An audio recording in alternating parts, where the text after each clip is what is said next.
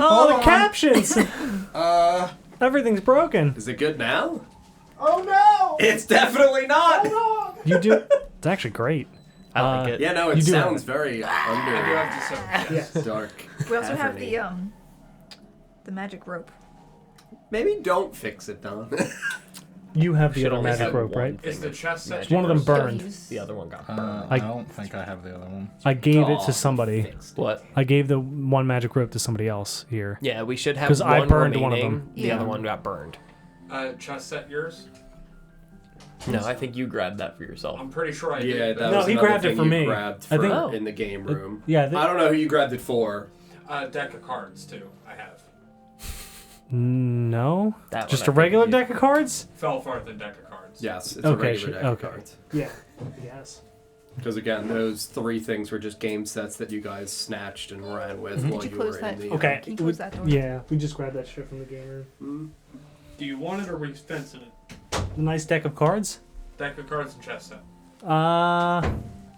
Yeah, probably just. I'll tell you that they're not going to be worth an abundance of money. Yeah. Like It's a dwarven chess set. What about the Pac-Man machine that I grabbed out of the game room? That's a vintage thing. Don't sell that. Put that in Arthur's house. Holy shit! The aliens are here. Waka waka waka. It's got more than one game on it. Wow. You probably sell them. Oh.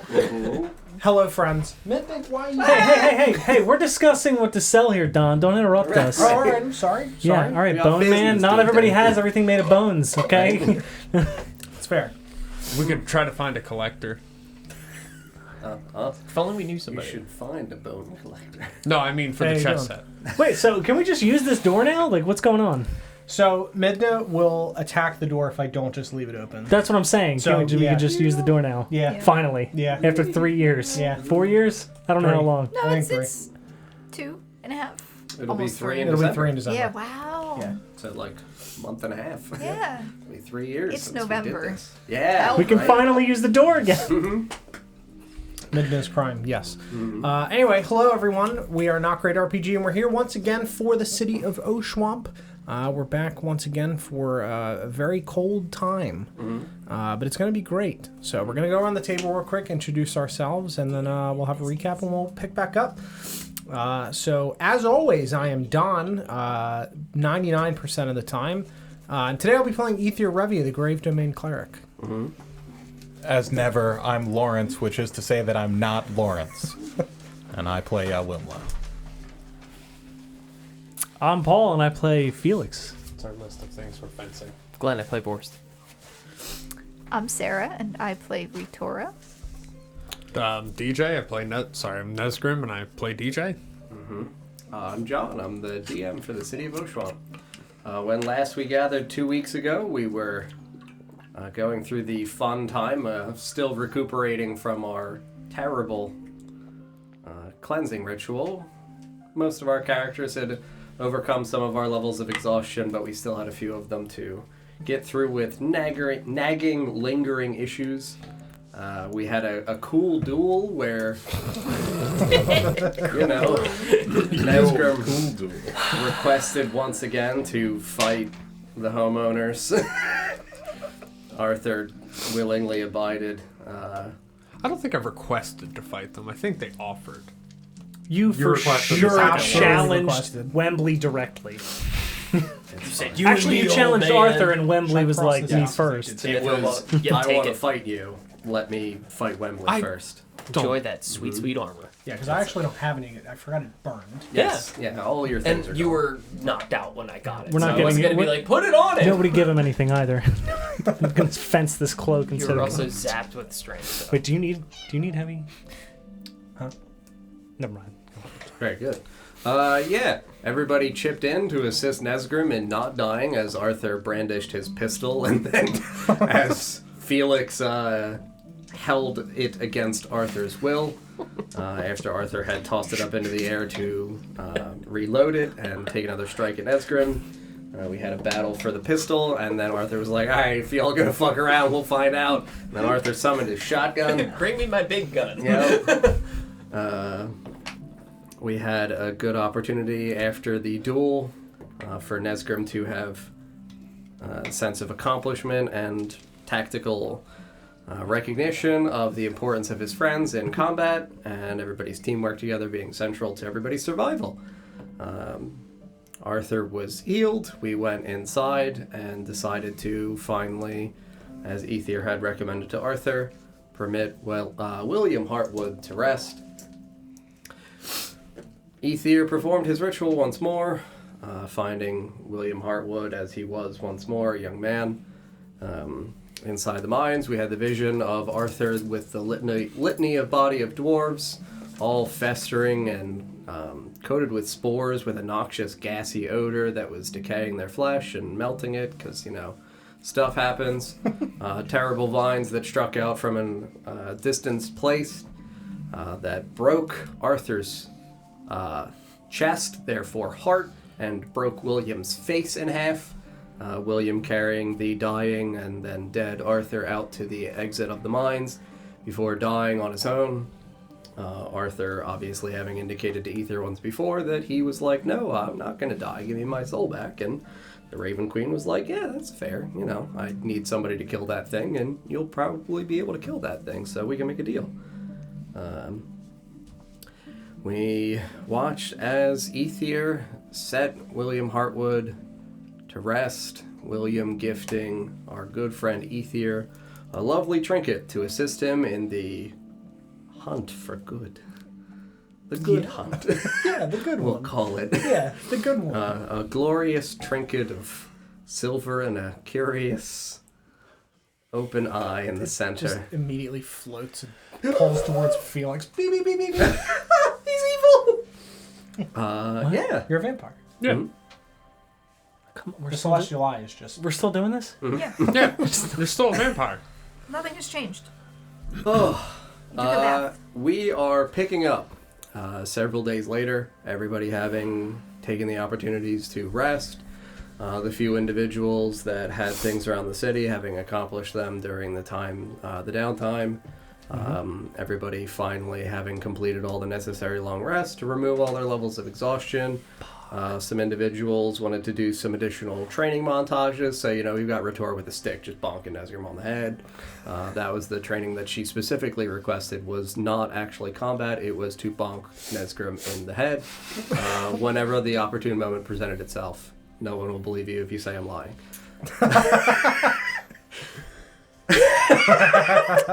I mean, you are, but it's fine. During one of these How the days, can I give her turns of table. disadvantage on the bonk? I don't know what you're talking A single about. bonk of disadvantage, yes. So, everybody continued to rest. Oh, yeah, that's right. I also should not neglect the fact that at the beginning of the episode, Vorst and Rheirda were outside looking into the terrifying obsidian walls of the City of Oshuamp, recognized that there's a horrific shadowy monster with an enormous pointed chin, a very large face, about 4-ish feet high. The smoke started to leak out as soon as Vorst brandished his moon-touch sword, because again, we know that moon-related things in silver are associated with occult power and resurrection and all that kinds of wonderful stuff. So the smoke was like, gimme. Ball or gum to the tip. And Vorst was like, gotta put that away. And Rheirda was like, I want to go back inside. And we know the boy that always wants to go outside, wanting to go inside, is kind of a fucked up thing. So yeah, we're picking up several days later. Rheirda is now housebroken, no longer peace inside. Good. Do we have I to taught him crate train him? I taught him that. Yeah, he's got his crate set up in a bedroom. He's really happy. He's now the guard dog. Whenever you guys have been coming in and out, he's always been sitting there in the foyer, immediately barking. He does bark more at Nesgrim than anybody else. Even when Nesgrim walks by him, he continues to give him shifty eyes and then slightly growl. Rheirda, what happened? I thought he loved Nesgrim. He does. Oh, that's why he wants to eat me. During the downtime, I didn't think about this until just now. Great. What are you doing? Sorry. It's fine. It's nothing major at all. Uh-huh. I would have had Felix help me with trying to learn more like dwarven stuff, since we were doing that in. I think Felix. you mentioned that. Sure, yeah. I might have. I Oh may have. shit! Yeah, we'll say that. That's a great reminder. I would have pitched Arthur my idea. For The Sun Palace? Yes. Why is yeah. that Oh the my reminder? god! This next episode of Fish Tank. Yeah, I mean, Arthur would indicate that the people of Slums West are a little too poor for it, but that he thinks that it's a solid business venture for a place in Slums East, and he would definitely be willing to figure out a way to front an amount of money if you would like to open said Sud Palace, as the people of Slums East are more prone to lavish and luxurious fits of fancy. Like bathing. Like bathing. I mean, more like exotic, like oil bathings and shit like that, not just like taking a bucket and dumping it on yourself. Like, Okay. Is there a soap guy over there? Currently, let me Control F and search soap. Oh, nope, I didn't delete the thing that was already in there. Maybe. Good soap. I can't tell. No matches, so there's not a soap guy. Guess we need the soap. Time to corner the market. Yep. So, yeah, I mean, Arthur's like, I'm down, but maybe not right now. We do have to, like, take care of some amounts of business. I also don't have... He does not have a place lined up that he knows that he can afford. Like, I'll look at the map. I know of a building that just went up for vacancy. Did you say vacancy? Not in Slums East. No, he's saying in Slums East. Yeah. So like... all right. Just go kill another shopkeeper then, guys. Come on. It's not that hard. Actually, it's barely. done it before. It's super easy. And we got Barely. away with it. Single-handed. Yeah, one, It was just one stab. Listen, All right. I face the consequences of that action. All right, mean- so Nesgrim's on deck this time. We all did. Yeah, I'm gonna go with we all did on that one. The other opportunity is that you purchase someone's home and remodel it. So, I mean, again, it's not an impossibility. Homes in Slums East are definitely expensive, as are obviously shops. Okay, all right. Enough with that. What about the soap quality? Should I keep this soap, eh? Because he's got a nice bag. Yeah, no, he he's would a know. soap guy. He's a soap guy. Where's yeah, he? no. Okay. He would 100% look at that. Get a little Rub it on the bubble going. gums? Get a little bubble going in the mouth. Yeah, rub it in the gums. Quick. Isn't soap made from, like, lye? Mm-hmm. Yeah, Yeah, it's definitely toxic. Starts- it's not. Sizzling? It's not caustic after Is- it. Yeah. Is that soap made out of dwarves?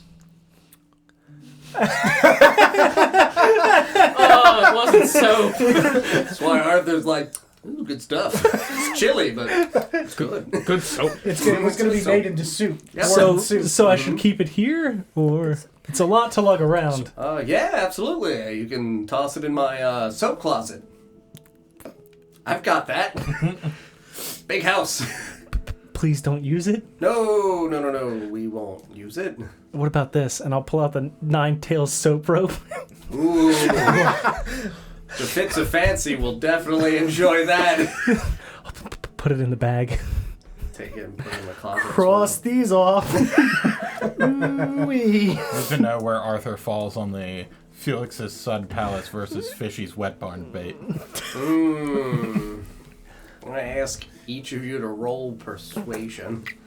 You're not a charisma character, so I'm just going to point out the fact that I'm Water Ganassi. I'll ask Water. Paul There it is. to instead roll what int associated skill check. He could just roll persuasion against all of us. Negative charisma modifier. I feel miserable. Investigation. Rolled a nat 20. He's investigating his true Come on. feelings. Come on. I'll make it a history, and you can dictate to him the importance of the name of a good brand. As he would definitely be familiar You with said that. history? Yep. God damn it. Are you bad with history? No! Go on, beat 17! Yeah. He does that. Should I explain? 18. 18. Natural 20. But I don't argue. I just go, Fishy's Wet Barn. And he goes, It's the best name I've ever heard. There's also there's a dirty 20 on the table too. Arthur would kind of ponder and be like, I got a 14. Sud Palace definitely would draw in the idea of wealth. I pull out the 9-tailed soap rope again. Something about a wet barn. Maybe we can combine the two. I'll settle for Fishy's Felix's Wet. Wet Barn. Like, No, Fishy's Wet Palace. That's what we're going. Like we want palace in the name. Yeah, keep the fancy part. Because we gotta hit the bougie people. What is the purpose How do we of feel the about wet barn? Sudbarn? What's the purpose of the wet barn? Don't look at me. This is a stupid name. bathhouse. It has your name in it. It's a bathhouse. What? Oh, it's the name of the bathhouse. Oh. We're gonna start farming horses that make soap. That's what it is. I prefer the Sud Palace. Mm-hmm. I'm definitely partial to Fishy's wet barn. I say mash. Sud Palace. I like Fishy's Sud Palace. Fishy's Sud Palace. Like a glorious marriage of two wonderful ideas. And you're the baby. Can we put a rubber duck on the side? I feel like there's more to that statement. There is. And we should ponder that in No. the future. Should we step outside? Do you want me to get the nine tails out of the closet? Usually I don't use that in the cold. Oh, that would sting. Yeah. Soapy stinging. Uh-huh. Just gonna shake my head. We'll mull it over. We don't have to make any contracts up this day. We have plenty of time to think of names and things of the sort. Fishies. Y'all are gonna make me. I fucking hate you all. What about Fishy's sun barn? Well, no, we need Gotta have palace. We palace. need palace in the name. And it has to be Sud Palace. Sud Sud Palace. Barn Fishy's Sud Palace. Palace. I works like for me. Fishy's Sud Palace. Fishy's Sud Palace is a good compromise. The branding is very important here. Yeah, I'll mull it over and I'll count my coins. You know what I'm saying? I We got a big coin purse, Felix. I don't know what you're saying. Has Arthur just been messing with us more and more as the days Oh go yeah, on? 100%. He's fully like settled into the like cheeky father role, where it's like you guys come to him for legit advice, and he's like, fucking try hard or something. I don't know.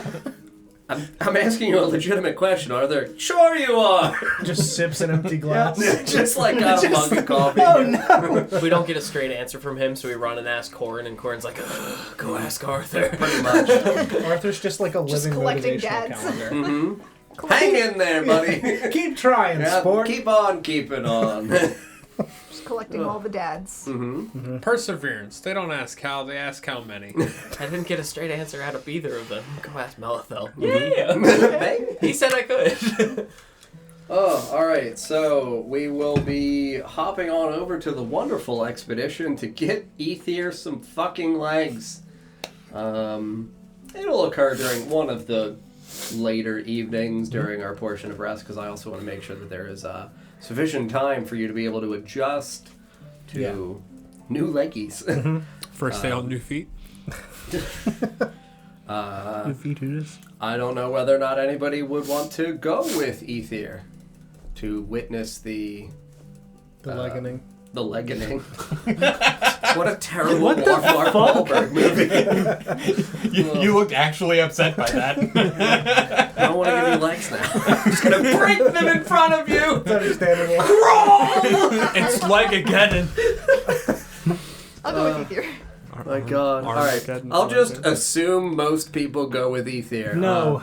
That's fine. I'm still resting. That's fine. You can take a nice nap. I'm arguing with Arthur about the name. Right.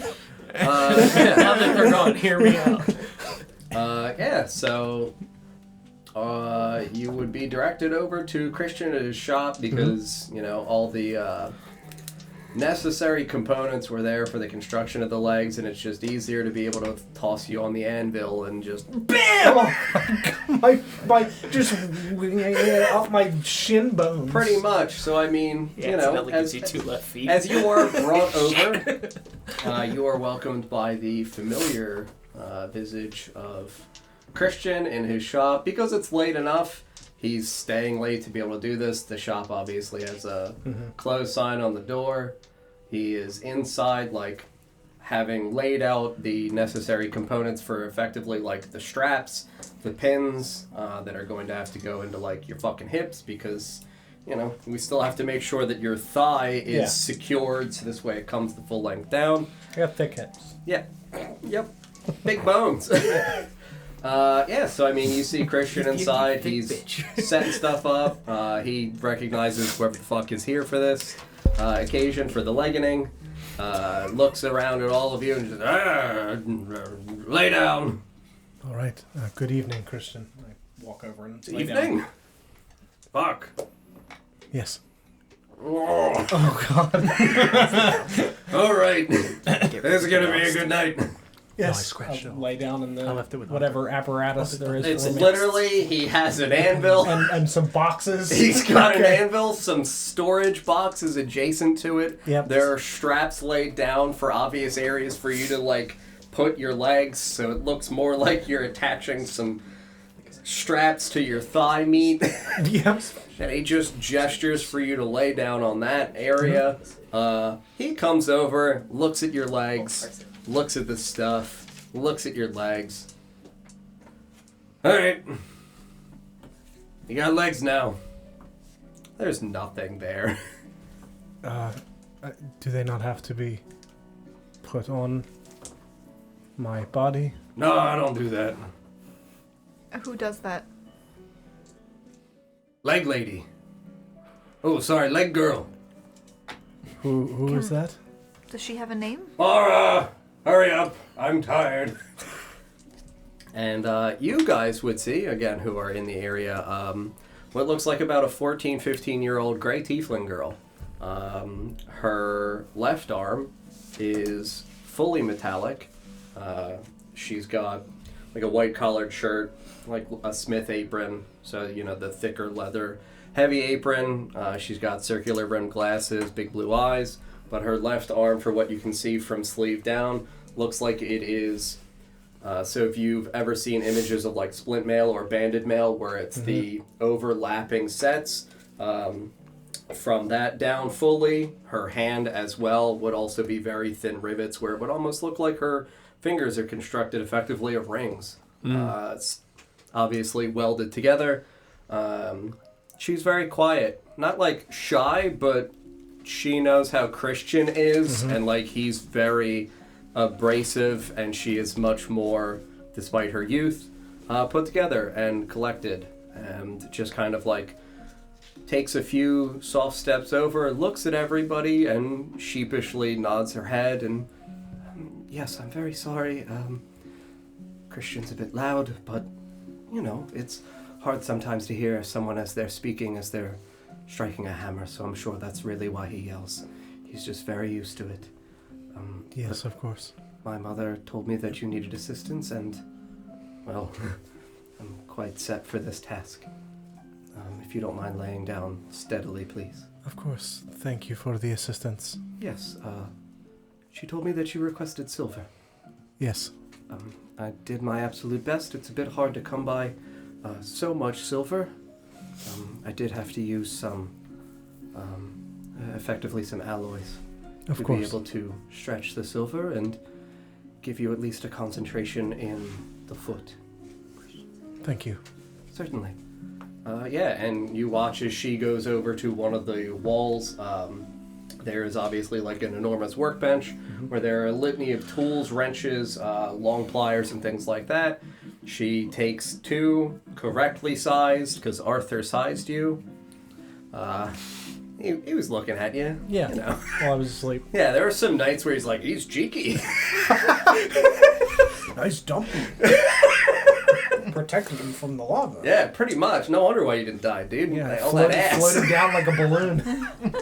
This really slowed me down. Yep. She takes one leg at a time, comes over, and they are not solid. They are effectively hollow, where they are going over, encompassing the leg from, as I had said before, like it was, I believe, right up to the knee or a little bit above. I think it was a little below. A little below the knee, Yeah. certainly. So where she is affixing them with the straps, you've got a strap that secures underneath at your knee. It's leather. It ties underneath the head of the knee, so it rests kind of solely in that joint for where the shin bone comes up. And then there's the two thicker straps that affix to the thigh. They literally look like belts. They're a little bit thinner because movement. Sure. And then there is the one that kind of, as awkward as it is, makes it kind of more like a jock strap because it secures back underneath your thigh, up to my hip. up over, and it goes where it parts at like a Y juncture. So this way it's able to actually secure like a belt up over, and then if you do have a belt to secure it even firmer, you're able to loop the belt through an additional buckle that comes up at the height of the hip. Sure. It takes her about 30 minutes per leg to be able to safely and securely ensure that, again, because they look comparable to her arm, they look like thin alloyed plates of steel, silver and iron, because you want to have mobility. Yeah. And if it was just a sheet, you wouldn't be able to bend. Right. So at the area where there is the knee, it looks loosely fitting, and it does have effectively like an oval-shaped cupping, where if you were to look more at something like plate mail, where it would have that descending oval that would start at the height of the knee and come down and crest over it. Sure. That is where one of the straps is secured effectively right underneath that. It does not hurt. I will say that as she's doing it, it is clear that she is not utilizing magic to... She herself is not utilizing magic. Sure. As you would be looking at it, you would see that on the inside of the metal, as it is clasped over your leg, it looks like there are... Hi, Midna. Sigils of like abjuration and evocation magic, effectively to give you some kind of sense of comfort and absence of the agony of having constant cold metal here out in the north. On my actual skin. On your actual burnt, scorched legs. Sure. She, during the course of this, would indicate to you that that is something that her mothers do. Because both of her mothers are very proficient in healing magics, that they work together to create that for you. About a half an hour goes by. The first leg is secure for you. There's in the same way that there is kind of like the circular plate affixed for over the knee that comes around the two edges of the ankle joints. So this way it's thinner over the height of your foot, a little bit more secure. Yes, so you're actually able to flex your foot up and down, side to side, and you're able to like effectively fully still roll your foot. Sure. Same thing for towards the back of the heel. They're exquisitely crafted. Obviously artisanal. That is the reason why it took about 7 days for the construction of it, and why it was like very important that when you returned that you did inform them immediately for there to be sufficient time to forge, construct, and ensure that these were appropriately sigiled. Sure. And this fits around my foot like a shoe? Yes. Okay. And I assume there's some sort of like spike or treading on the bottom so I don't just, It doesn't fit like a shoe. Okay. It effectively is... It's not like it's thick metal. Sure. It is thin sheets of metal, like if you were to take... Obviously not as thin as like aluminum foil or something like that. But if you ever... The times when we've had to buy like plywood or the top of the... Like the flooring. How it's maybe that thick. Sure. Like, it's only that. So you might need to buy larger boots. Got it. Okay. But that it makes is sense. still, yes. Okay, cool. Yeah. So, I mean, she takes approximately an hour to do this. Christian is effectively sitting inside of the blacksmith during this course, having a drink. There are a handful of times during the operation that she turns to him and asks for his assistance almost exclusively to distribute tools or something like that to her as she's doing it. She also has to her side like a small satchel that you can see looks like a tool belt, where obviously her tinker's tools are kept. The entire process during this evening takes about an hour or so. I do not know if there's anything you would want to ask of her during this stretch of time. Again, it's not going to be painful, but she's obviously pretty preoccupied. Sure. Can you spell her name for me just so I can write that down? Vara is V-A-R-A. Okay. I wasn't sure if there was any weird symbols or name letters or anything. Yeah, she's doing this. I would ask her, where did you learn to do this? Obviously, your mothers do the healing sigils, but the craftsmanship, is exquisite. I've just kind of always known. Neither my mothers do anything like this, but when I look at things, it's almost like I see them as a series of parts, like one grand puzzle, and it is just about having to figure out where the puzzle is, and then assess and assemble the pieces. Some things just make sense. I understand that. I am similar in... I was taught certain things, but other things sort of came to me as I performed my work. She would nod along as she's working on you. If it is not too rude for me to ask, what happened with your arm? There was an accident a few years ago.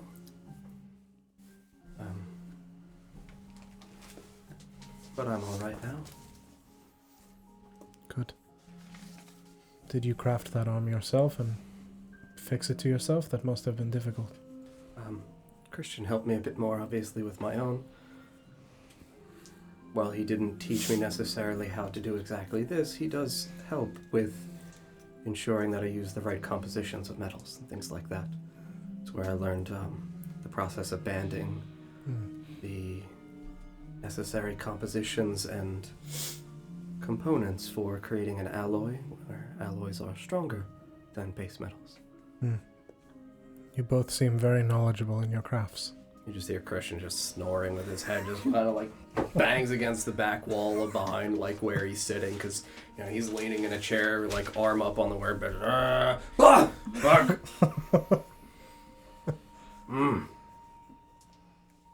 Oh wait, it's nighttime. Hey, you there? Hello, Christian. I hate having to act that way in front of all the fucking customers.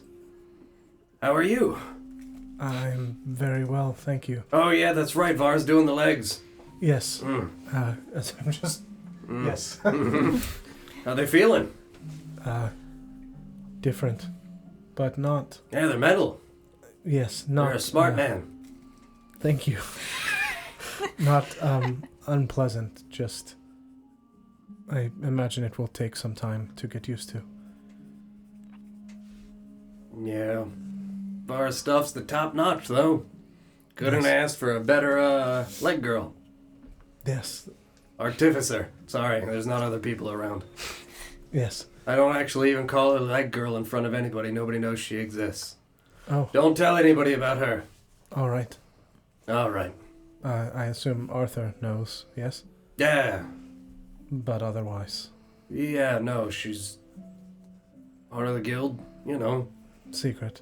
Yep. Protected. Yep. That makes sense. Yep. Can't really be, you know, the way she is in this kind of city without, I don't know, somebody trying to, like, drink your blood or smush you or something. Yes, there is a lot of There's a lot of that. horrible things in this city. Yep. If you are not careful. Yep. But, you know, we gotta stay. We gotta... Was that his brain? He's hooked up the dialogue. That's all. I was gonna say we gotta, you know, dismantle the shit that's in there, but that's gonna take a while. The what? The shit parts of the city, Oh, yes. you know, like it's a metaphor. Yes. Brick by brick. Stone by stone. Yes. Ashes by ashes. Gems and bones, dude. An old dwarven saying. Oh, Yeah. I don't know why. Just remembered that. It's like it's in my blood. it could I don't like the voice you're doing. It's funny Okay, you should John. mention that. I have a vial here.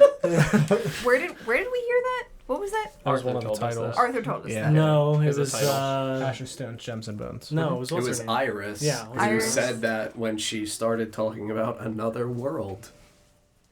A world built of ashes, stones, gems, and bones. Yeah, it's just in my blood, man. It's fine.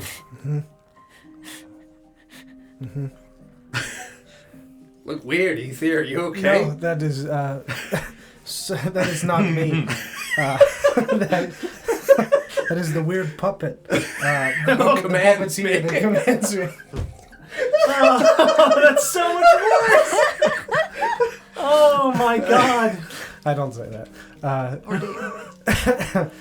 No.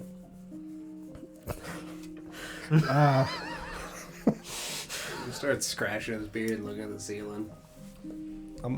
I assume also looking at the ceiling. Is there anything on the ceiling? No, it's Any just weird runes for me to try? It's a nice stone ceiling with, like rafters for the wood pieces constructed together, kind of like how we've got here. Just No like in this eyes. building. And, No.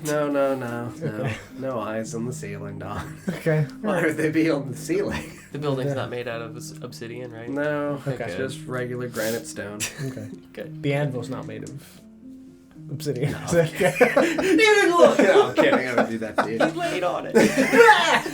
I got him. Pulls me into the It's not anvil. an anvil, it's a sacrificial table, you fool. The old classic. Mm.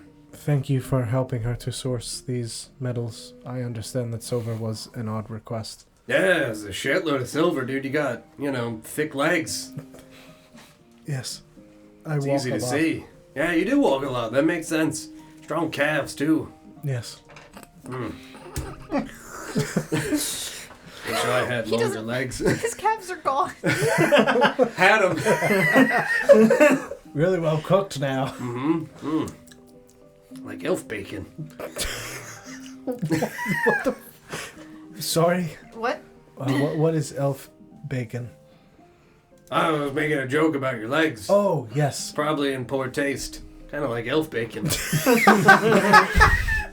You'd see a split second where my eyes go up like, Could be. Or he's that kinda could be good.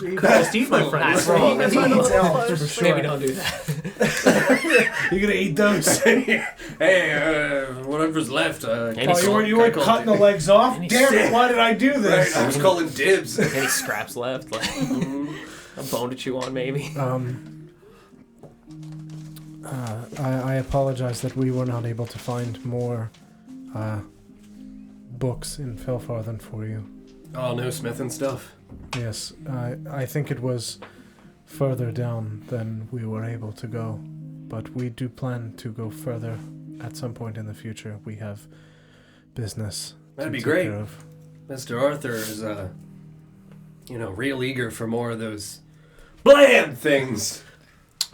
Yes, he does quite Really like likes those. Yes. Kind of hard to maintain, because, I usually have to give Laura help me with the finer parts of the, he calls them like the hammer, but it's not a hammer. This is a hammer. It's too small to be. Yeah, exactly. Bam! Just hits the height of the workbench. Just hits my leg. That's a fucking hammer. But, yeah, he really wants more of that stuff, and I don't know. I just want to get better at smithing. I understand that. It's a good time. It is important to be good at your craft. Yeah, it's almost like that's in my blood, too. Yes. I believe that it probably is. There's something to be said about sort of inherent natures of beings. Yeah, like the stones and metals just talk to me. Yes, that is Yeah. something that I have heard about Oh, really? dwarves. Oh, about dwarves. Yes, okay. no, I have not heard. Do they actually speak to you? Yeah, when you strike them, it sounds like they sing out. Ah! Screams of pain. Oh no, sorry. Yeah, when you strike the right spot and the stone shatters, it's a beautiful sound. Ah, yes, I Same thing understand. with when you're cutting gems and Trying to find The gem spot. the purity, the G spot. You gotta make sure you find it, or else that gem's not gonna be happy. Yes, exactly. Well, they're fine cut gems. Fine gems indeed. How do those legs feel? Weak. Just the straps are... Very good.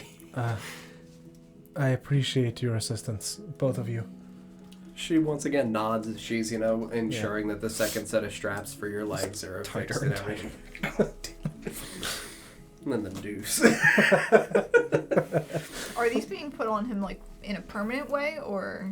Pretty permanently, it seems like. Yeah, it does not seem like he's being given, real instructions on Yeah.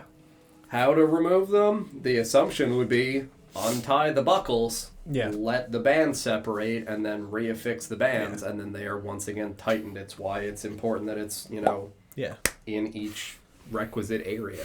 Yeah, I don't want to do that. No, dude, it's a lot of work. Yeah. I see on the legs there is a spot for a belt of some kind. Yes. Do you Christian, do you have a belt that I could use? Yeah.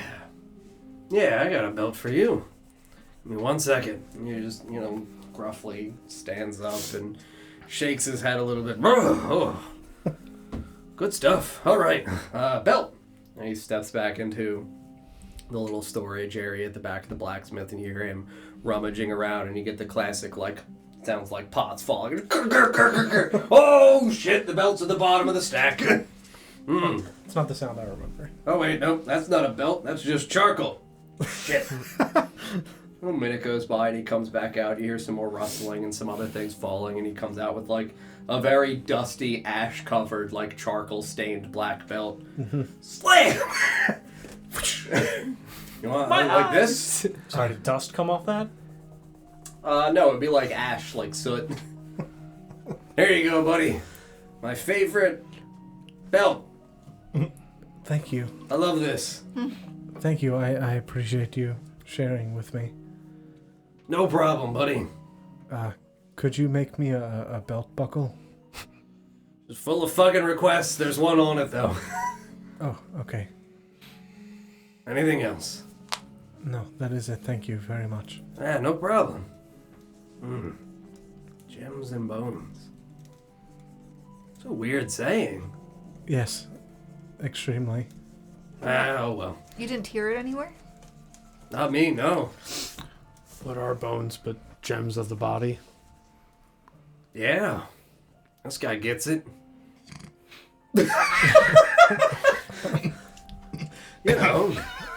The terrifying part is I don't know if you're sincere in that or not. I know, this guy gets it.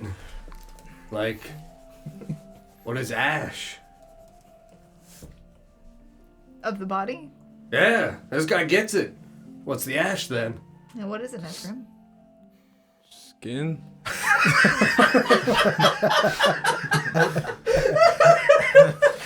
Maybe this guy doesn't get it. Someday maybe he will. Dandruff. I don't think it's that either. Blood. Yeah, this guy doesn't get blood. Maybe blood. Hair? Hair? I like hair. You got nice hair. It's real white. Thank you. Reminds me of the snow. I like the snow. Me too. Yeah. I don't think he gets it though. It's not hair. Whatever. Bones. Are white. Dust is... Like a grayish color. Are we playing word association Yeah, games? like what's happening right I now? said Mosquito. the gems are the bones. Oh, the bones are the bones. Oh, yes. He said yes. Gems are the bones of the body. Yeah. Bones are the gems It's of the not body. so much figuring out, just like the body. It's the other stuff in the world. Yes. Yeah. All right. You'll get it someday. Gems are the bones of the world? What? Something like that. Jesus Christ. He's just gonna walk over to you with an That's ale, probably fine. like a tankard. Want a drink? Sure. Thank you. Oh, sorry, dude. You should sit up first. I can't. What do you mean you can't? Are the legs done? The legs. Oh, okay. Then yes. I can't. Help me! Yeah, I set up. Yeah, Var takes a couple steps back and starts packing away her tools and stuff. Christian just watches as he hands you his tankard and looks at you. Thank you. Drink. Come on, man, drink! How much weight are you down? I don't know. missing chunks of your legs. Right? They're all still there. They're just like over the top. Mm-hmm. What do you mean? The metal's like over the top. No. You're missing. Oh, you're missing biological mass. Yes, from it being burned. Mm-hmm. Yeah. Trying to convince the DM to give you disadvantage on his contract. He's okay. Yeah, I drank the. Yeah. I drink the. He was kind of, yeah, there you go. That's the spirit. Thank you. Spirit. Weird word, too, you know? Glug. Yes, it is very strange. Alcohols are frequently used in rituals and things of that nature. So we've discovered. Oh, yeah. Yes. That's fucking weird. Yes. Is this a ritual? I suppose it could be. Yes. Cheers. Cheers. I'm gonna go lay down now. You should leave. All right. I'm tired. All right. I have to get up and work in the morning. Yes, I understand. This Thank is one of you. those situations where, you know, how do you ask a friend to leave? I don't ask. I just say, get the fuck out. It's understandable. Thank you very much, Efficient. Christian. Yeah, he's gonna help you off the Yeah. handle and everything, and you know, slap Get you on the out. cheeks. Thank Nice. you. Thank you, Var. Thank I was you. making sure the belts are in. Yes. They're in. Yeah. They are tight. Yes, thank you. How's it feel? Different, but Strong? yes. Take a few wobbly steps like it. Yeah. Yeah. You got new legs, You Lieutenant don't Dan. feel like it is drastically different from how you would normally walk. Like, Sure. the sensations that you have been having because of the obvious structural and nerve damage to your legs still makes it feel strange because there's the absence of feeling still. Sure. But because you know how to walk, Yeah. it's despite not feeling it, like, you still are capable of moving and controlling your hips. There's a little bit more of an awkward slowness to the stuff with, like, your foot with bending or rotating, Sure. but the process of walking, because it was sub-knee, still is pretty there. Sure. Yeah, I'll push the pants back down and try to put my boots back on. Mhm. Probably a little bit looser than they were since I can't really tie them as Yep. tight. But Yeah. No, everything fits back on pretty nicely. Like I said, very thin metal. I'll have to get you some socks. yes. Thank you, Var, very much. Yeah. She just, like, over her shoulder while she's packing away her tinker's tools, watches as, you know, Christian starts, like, stepping back towards his storage area where he sleeps. Just over her shoulder, just looks at you. Of course, you're very welcome, and if there's ever anyone else in your group of friends who needs my help, I'm always happy to assist, however I can. But I pray it never comes to that. I hope not. Is there anything that we can bring you that would help you, should we come across it? Medals are always very welcome. All right. Thank you. Of course. Mm. Thank you. I'll stand at the door and usher people out. Mm. And right before I leave, I'm going to turn to Christian real quick. I do have a odd request.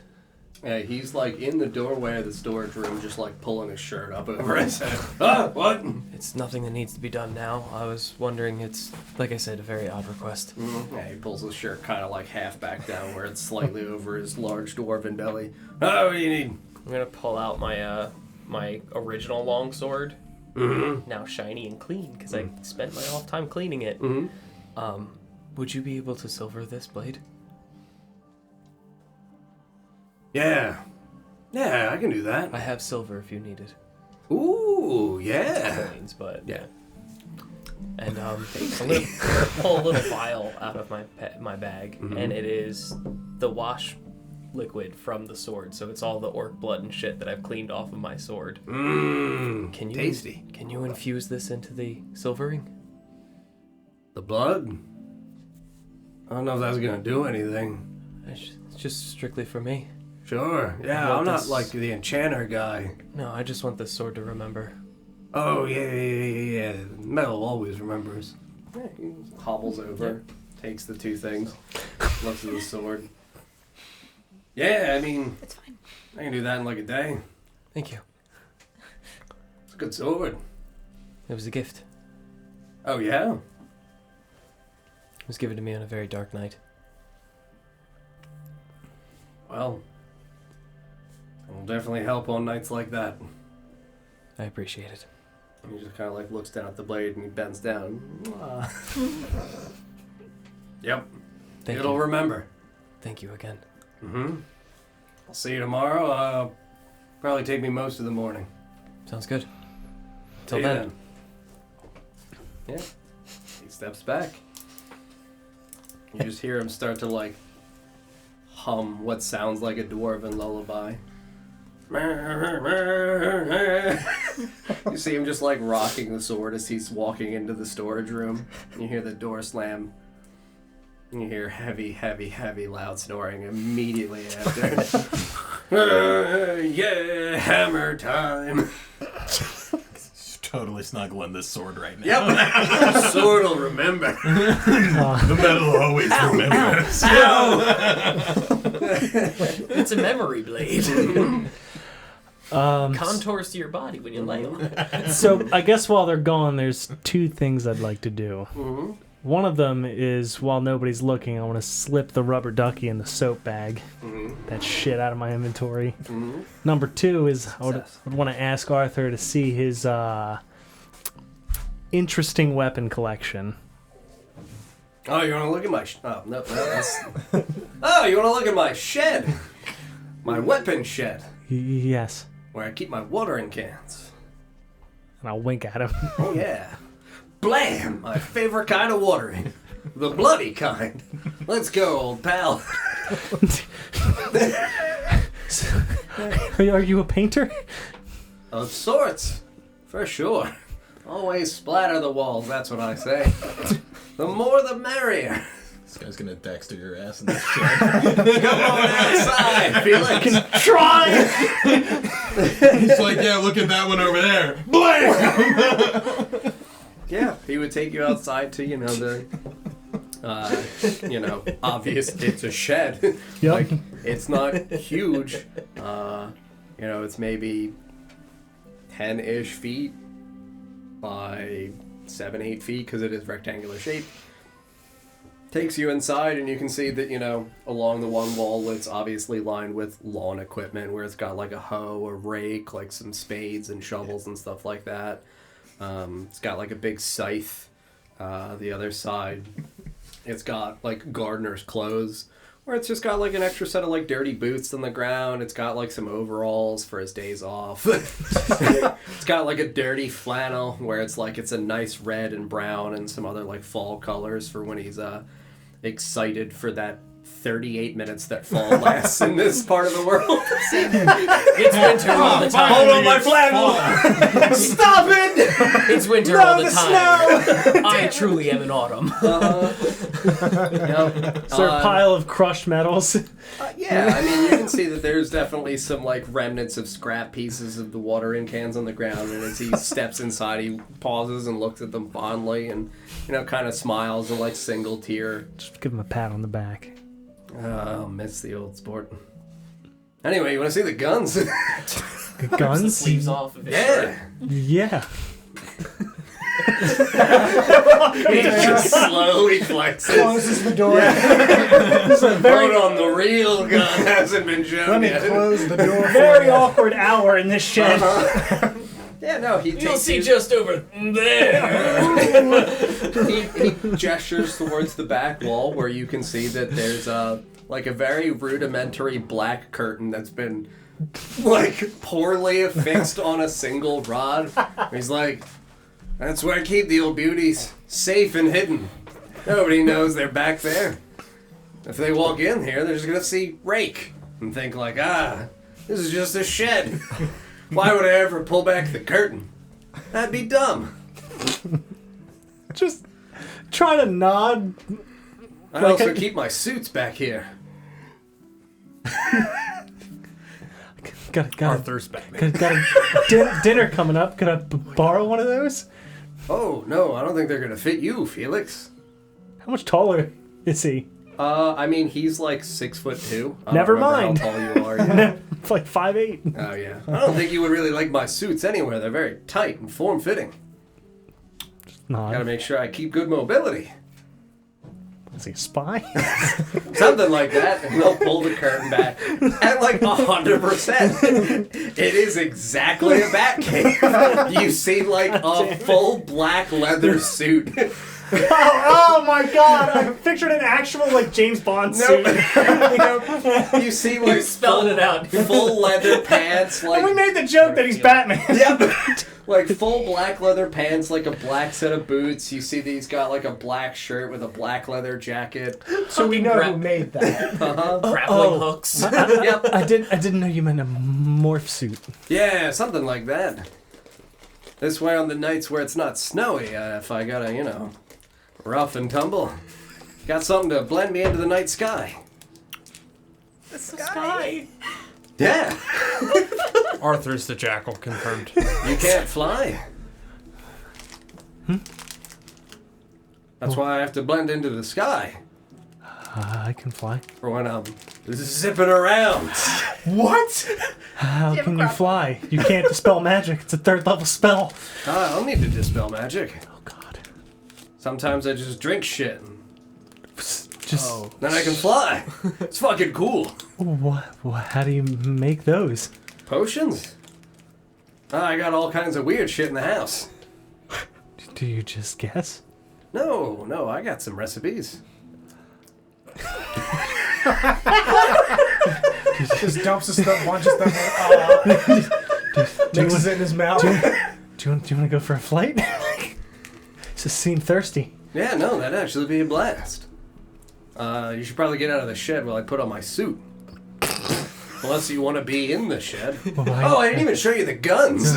Right. I'll check out the guns while you're. I'm gonna get changed here. Yeah. I have to get changed in the shed. They'll see me if I'm changed outside. They'll know who I am. I'm My saying, secret I'm identity. saying, The ruse can only be maintained if I get changed in the shed. I'm saying I'll keep my eyes on the guns. Oh, yeah, of course. He just starts pulling his shirt and coat off and everything. Starts picking up the pieces of the suit. I'm gonna take the first one that he pulled out in the fight against Nesgrim. Oh, yeah, the small, like, flintlock 6-shooter pistol. Yeah. Yeah. Take a look at it. Just start, Yeah, inspecting it to whatever degree you can. not looking at him. Does it? How does it come apart? I mean, you pull it. Yeah, I mean, you would see that there's, like, the pins that connect the barrel back towards the handling and things like that, where you just, like, yeah, a lot of mechanisms in there. That's why Vara has to do all the fine tinkering. Who? Vara, leg girl.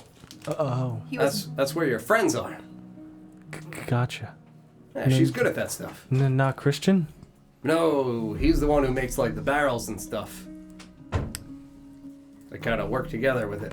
The barrels. Yeah, the pointy long tube at the end. It's not for eggs, it's for blam! He's like got half the mask on over his face as he says it. I love how smoothly you went from I'm Batman to egg tubes. I hate and love that we have willed that into existence in a Dungeons and Dragons Yep. game. Listen, If you go to a tavern, they ain't got egg tubes. You're not playing the game. It's True. Yeah, I mean, I'll just continue to inspect this one and try to put it back together. Oh, jeez. yeah, it's really complicated shit. Thank you. It's definitely not on right. It's fine. He just looks it over, spins the barrel. Yeah, it's fine. I'll take the big one off. Yeah, the When shotgun. he almost just straight up killed Nesgrim. Oh yeah, that's the big blam. Just, Big blam. I'm not the most creative kind of guy, especially with names. they don't have names? Big blam. Oh, okay. And that's this guy's Blammer. And what about the? Is there any others? Yeah, there's a long rifle. Oh yeah! Oh, what about that? Long blam. Is it like a straight up elephant gun? Kind of. Oh, damn! It's like a giant killer? Yep. Yeah, single shot, long bolt action rifle. I don't have to, yeah, it's the beater. I don't get to use that one often.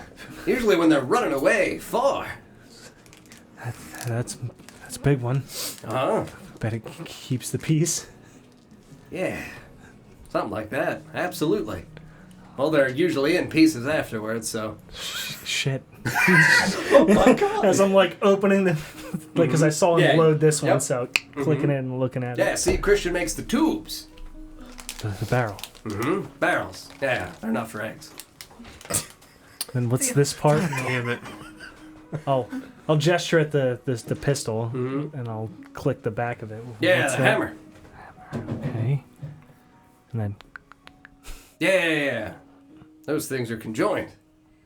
gotcha. Put the shotgun back and then take the fucking giant Yeah, rifle. yeah, no, it's like a 4.5 foot long rifle. Like it's God. a huge barrel.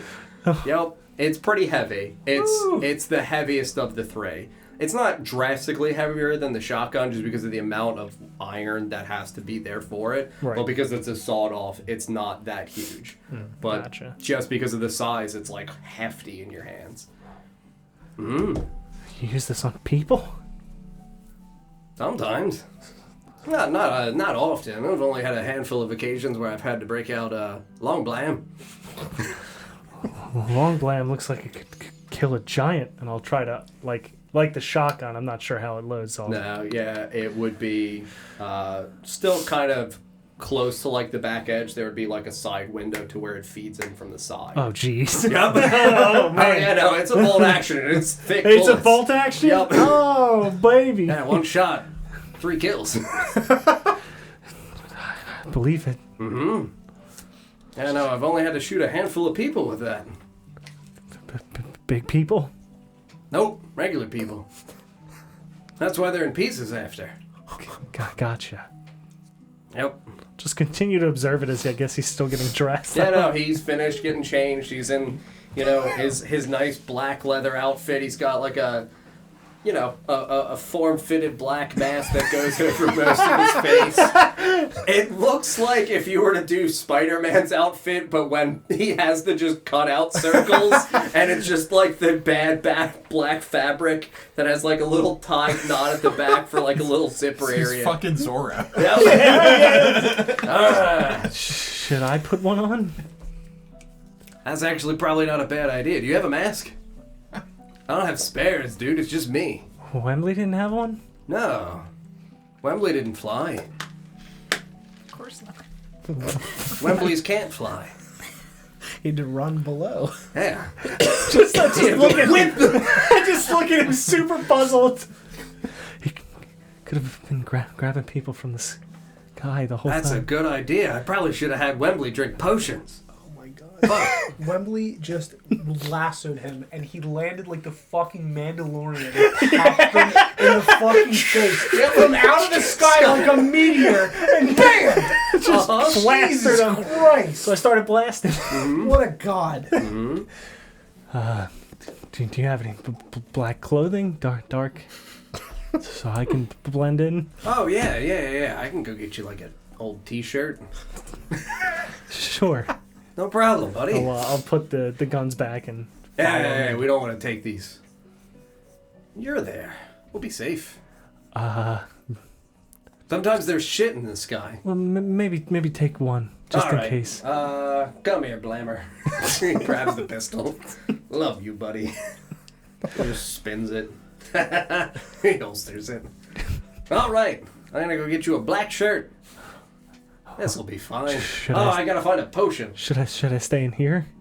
Oh, man. What happens if you leave the shed and you're still the same way? I'm sure it's fine. Nobody usually watches me go in the shed. I'll stay.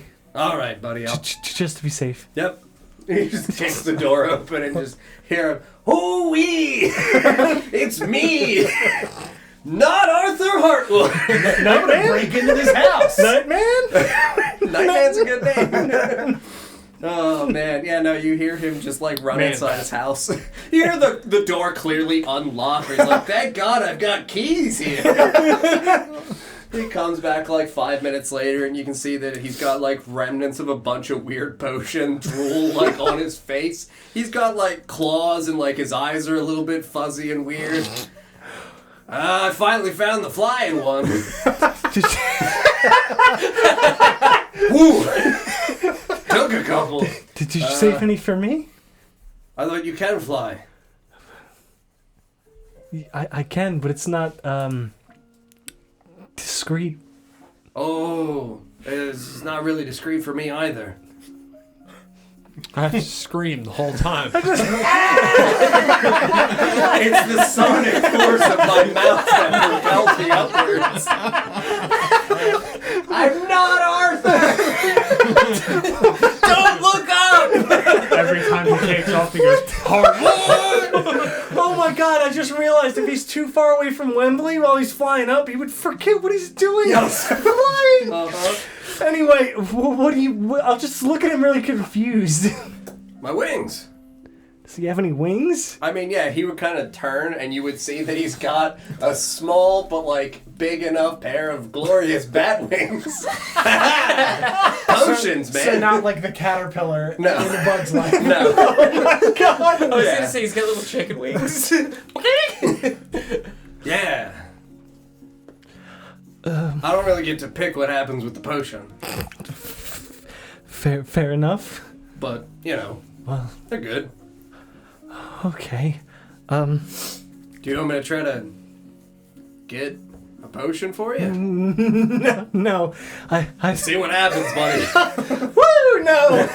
Paul wants to. Right. Okay. Do you have the clothes? Yeah, t-shirt. Alright, so I'll take off my shirt and then... Oh, do I have to roll burnout out here? No. Okay, thank goodness. It's an old ABBA t-shirt. And Cuts holes in the bees. yeah, I'll cast flight and It's him, I'll ABBA man. I'll try to form black crow wings. Ooh. Oh, you can choose? Yeah, we'll say that you're able to do that. Absolutely. Oh, fuck yeah, buddy. That's not ominous at Those are all. nice. Thank you. And he just kind of like feels the edge of the feathers. Those are very cool. Thank you. Well, to the sky. I gotta get the shirt over it somehow. Oh, Could you yeah, cut yeah, some yeah. holes? Oh yeah, hold on. And he just grabs the shirt from you and he pulls the pistol out. Play! Here you go! And then I guess my nipples are showing the front. Just straight through the front and the back. I was afraid of this man. There you I go. thought he was very... It's so cold up there. It's so nippy. I'll put it on and poke my wings out. I'm gonna chafe. That's a cool idea. Seriously? Sorry. I didn't think about, Yeah. I'll tie my shirt over one. No, it's white. I can't. God damn it. So my... Hold on. How can I do... I'll take my cape and just kind of no, it's fine. I got gunpowder. Just It's fine. It's just a little gritty. Big... The imagery is killing me. It's thank God you're a little wet. It sticks naturally. It's also not volatile anymore, so... You didn't need to... I'll still like kind of take my cape and just kind of like tie it It's a over. good look, Felix. Thanks. No problem. Already chafing. Ready to fly? Ready. Where are we gonna go? Up. I like that. Up sounds nice. And he just opens the shed door and just steps out once more into his little courtyard. I'll close it as I step out. Mm-hmm.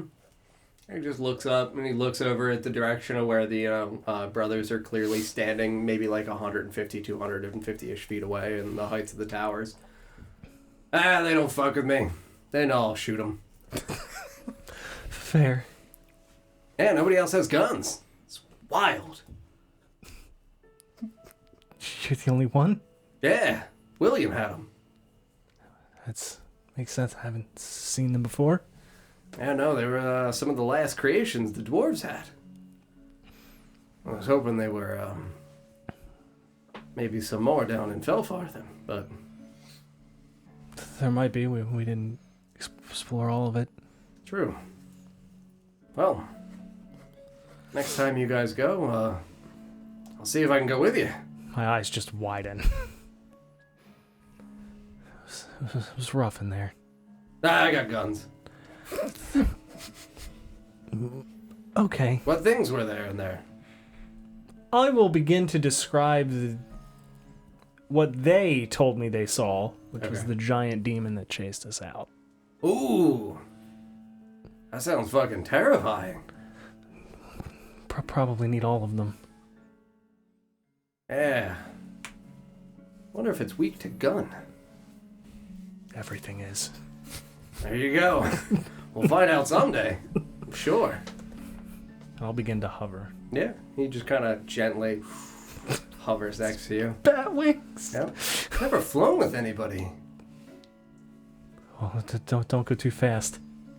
Oh, I'll go nice and slow. Okay, as I just start to ascend. He also starts to in unison ascend with you. This is very romantic.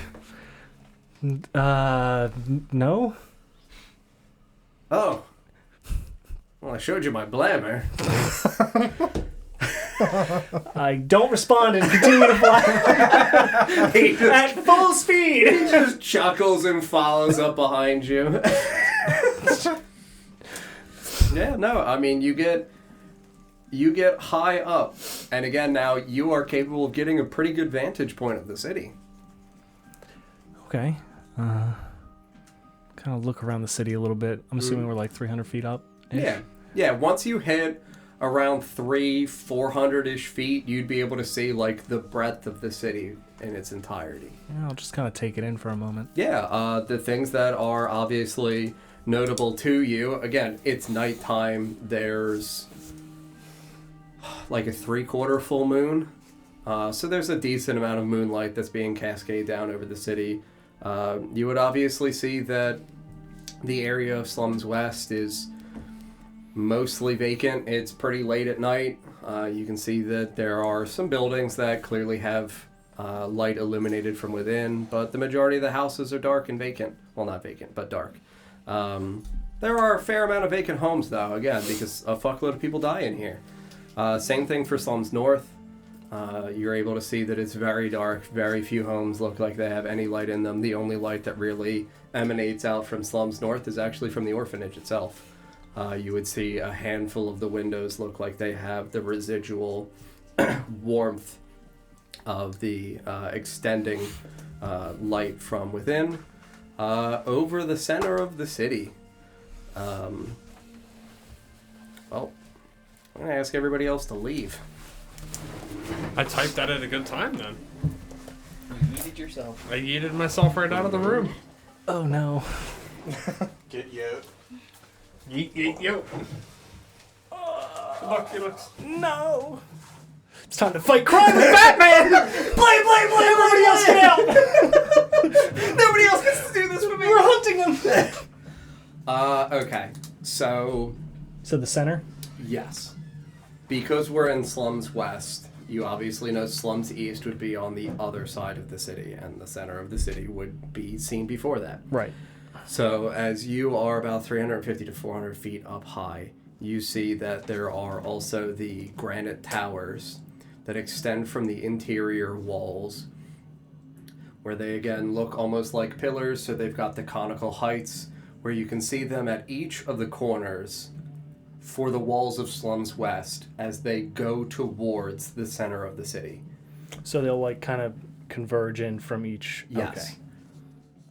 Inside of the center of the city, at about 400 feet up into the sky, as you look inwards, you can see that for the first time, outside of when you were approaching, because the heights of the spires of the cathedral itself were visible from outside, you could see that they were This is the cathedral? Yes. Okay. Yeah. The two most prominent buildings are the Cathedral and the Academy. The Academy is going to be a little bit less visible to you because it's not as tall. Okay. The Cathedral itself is a massive building where even as you're around like 250 to 300 feet and you start to clear the full heights of the walls for the blockage into the inner sanctum, you start to see, almost like Disney Kingdom-esque, where you start to ascend and you see the full breadth of it. It is an enormous building. It would remind you of the university at Ulm that you would have seen as a little boy before you moved away, but larger. It looks like it is probably about 250, 300 feet wide. And it looks as though it's got several stories worth of height. Obviously, it's indistinguishable because it's not like a home where you would infer every window being a singular floor. Right. The windows are, in a cathedral sense, the flat bottom where it narrows and tapers to a spire-like top. Gotcha. They look like they are stained glass, but because it's nighttime, you're able to see small reflections of the colors of the glass as they are illuminated occasionally in the moonlight, but no distinguishing visible images on them. The spires of the cathedral themselves, it look like they are towards the front corner. You can see that the center of the building has a steepled roof, where it comes to obviously very harsh angles, and there are sets of spires as well that come out from the center of that back middle portion of the roof. So okay, like, so there's like it juts out? yes. Okay. So like it juts a little bit so if this is the front of the building, spires come up. The center of the building as it's going back has steepled roof. Gotcha. On the steepled roof towards the center on each side are again spires that look like they're ascending out up as well. Damn, all right. Yes. So like this building looks massive. Yeah. Like 300 or 400-ish feet wide. You're not able to distinguish a distance back because as you go about 400 feet up, the building itself is obscured by the quantity of spires on it. So if you've got spires in front corners and then towards the middle, you have spires again, and then back further, another set of spires. They do not look like they have people inside of them. Okay. So, like, in terms of what's moving, there are obvious areas in which at the height before the conical roof, there are circular balconies. So, like, there's clearly the capacity for individuals to be in those tall towers. They simply aren't there right now because it's nighttime. Right. It looks, the building itself, the roof is like interlaced wood where it's, obvious like long horizontal planks and then scaffolding and bisected with vertical planks to ensure structural integrity. The majority of the rest of the building is a beautiful white stone. You said the majority of it? Yes. So, like, effectively only the roof is wooden. And I will tell you that in the moonlight, you are able to see that the wood for the roof is a grayish black bark. Well, not bark, wood.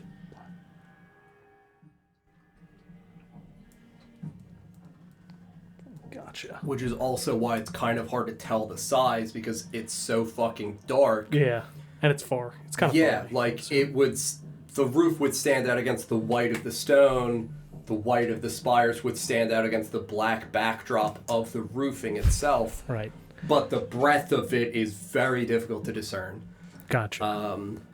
The Academy is still a very tall building, but it is not remotely as tall as the Cathedral. It looks like it extends up still, though, probably around average house is like 25 feet, approximately 125 feet. Okay. It would look to you like It was probably about 5 to 6 floors. It would look, again, though, like it is a long rectangular building, probably about 400-ish feet in width. Because of the angle, you could fly a little bit over. So in the inner sanctum... Oh, God, wait. Hold on. Not over the inner sanctum. Okay. No. I just wanted to say that inside of the inner unless sanctum... Man-Bat wants to. He would not. He would stop you if you went in that direction. So inside of the inner sanctum, because... So if this is West Slums...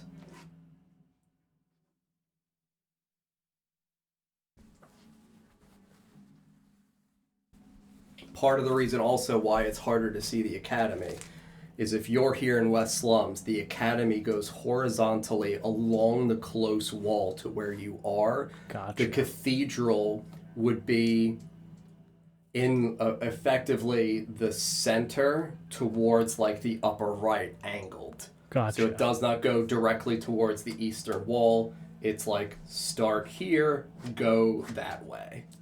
Okay. The academy itself is also constructed of gorgeous white stone and also has a black wooden roof.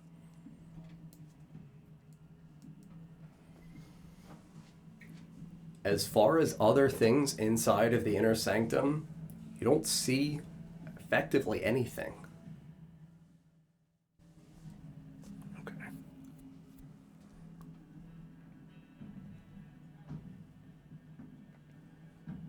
Gotcha. Okay. As you guys are up in the sky, Arthur would kind of also look in that direction as he sees you are as well. And he would kind of chuckle, but definitively different from where he gives his normal, like, haughty, obviously silly chuckle. A significantly more despondent, like, yeah. It's crazy to think that all this evil is right there. It's discomforting. So close to home. So many people. In there? Yeah, the times Iris has, well, talked about it. She's not really a fan of it. Understandably. There's a lot. And it's not just adults, it's children. What do you mean? She said the answers they're trying to find aren't always easy to find in adults. And that sometimes they're curious enough to see whether or not it passes on from mother to child. Oh, right. Yeah. That's why they sometimes take children from the orphanage as well? Yep. That's why my agreement had to let them look over Benny. They were curious what a kid from a person like me would end up looking like. And they thought Benny was normal, so let him go. Would they have an interest in what he is? If they knew what he was now, yeah. That's why he stays with Elisa. Well, it's good to have him back home, but it's gonna be weirder and harder without Wembley around, so... I'll just kind of laugh as I say, Rheirda can probably help. Yeah, I mean, Benny's a little scared. I'm kind of worried about how he's gonna be with, a guy with horns and stuff around the house. Does Benny really know what's wrong with him? Not really. Times he's talked about it, he says sometimes it feels like there's another voice inside of his head, where when he thinks, how we all have that inner monologue. He said sometimes he feels like there's another voice in there. Huh. But it echoes his thoughts. Doesn't tell him to do anything.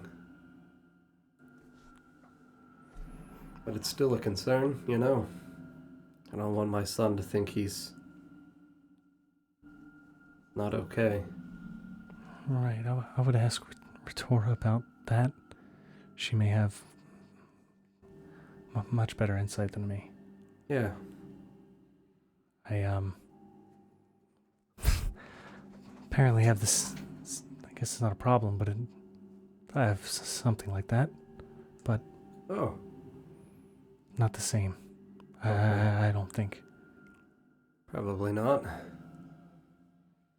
No, I think whatever is going on with Benny is my fault.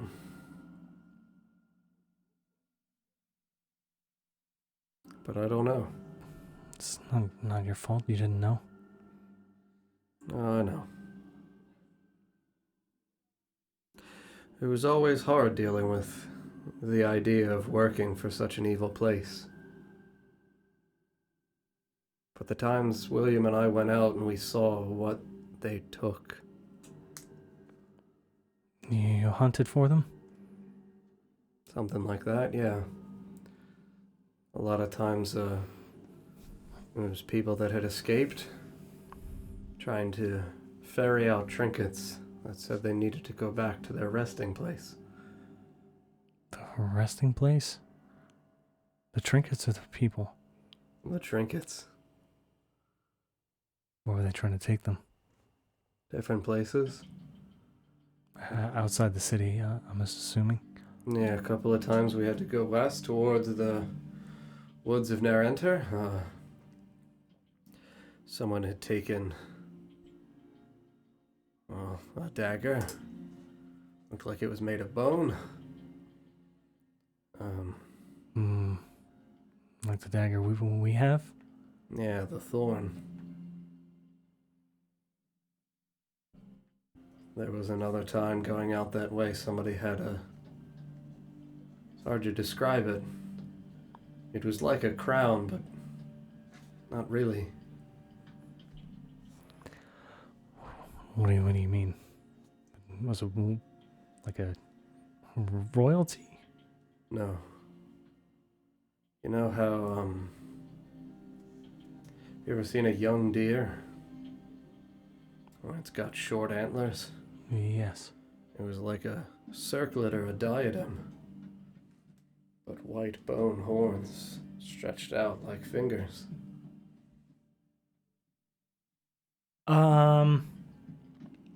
Rheirda has that. Yes, On- branded on his chest. Yeah, so I mean, he obviously would have seen that then. Yes, Yeah. kind of like your friend. Right. And ne'er enter or? Rheirda. Yeah, the Black Citadel of the Orcs out there is west of it into the mountains. We caught the guy at the edge of the woods. Was he coherent? No. He was wearing it. Well, I want to say he was wearing it, but I think that it was wearing him. It had Possession. struck into his skull. Almost like it had originally been far too sharp. Cut into the head a little bit. Like thorns? Kind of like thorns. And stretch into the skull. When we found him, his face was covered in blood. And he was incoherent. Was he... Is he human? Yeah, a human monk. Long brown hair? Goes by Jesus? Oh, Jesus. Jesus. Okay. So, a monk, one of the brothers? Yep. Oh, so they're not immune. No, they're not. It seems like whatever they attempt to do and the gifts that they try to bestow onto the brothers, they're not always able to, I want to say, pass on successfully. Or even control. Yes. For they're quite strong, though. Yes. My uncle was always of a firm mindset that a lot of the brothers probably are not doing it very willingly.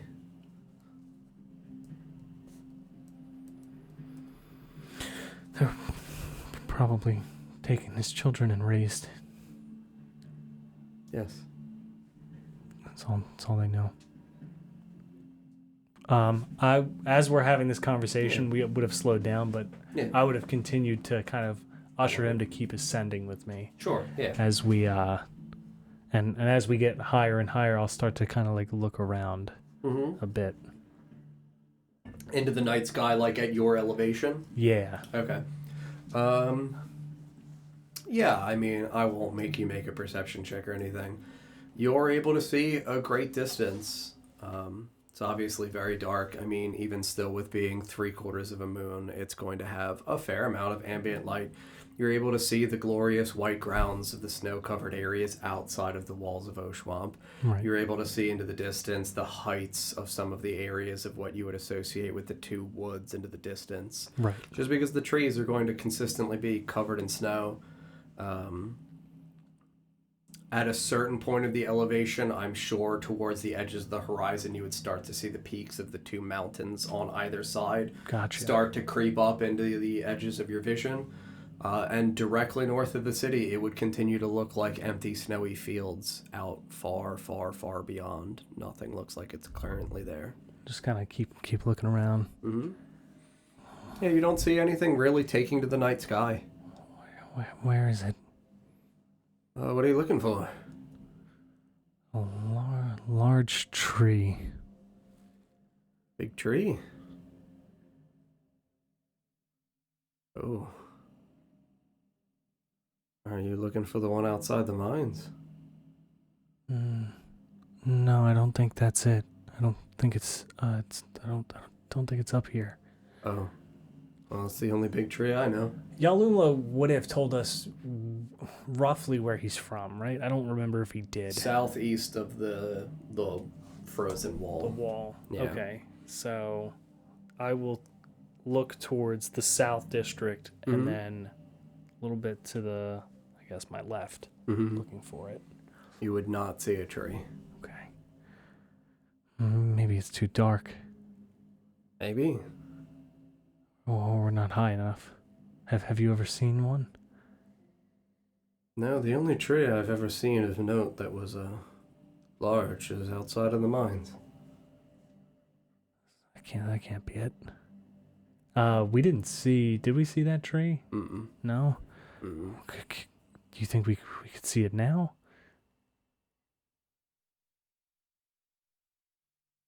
Probably not. I mean, we can continue to go up quite high. You're okay. I'm looking at him with his like claws and weird look in his eye. Yeah. You're good to keep going. Yeah, I mean, he would pause for a moment, think, and say effectively, like, yeah, I mean, I've got at least a couple more minutes. Oh, okay. Well, let's not cut it too close. Let's be quick. Yeah. And I'll start rapidly. Yeah, you guys dash and ascend several hundred additional feet up. So, I mean, I guess the, like, easiest way to demonstrate it is, like, you remember how in old, like, Super Nintendo games, like, 2D flat graphics for, like, world traveling? Yeah.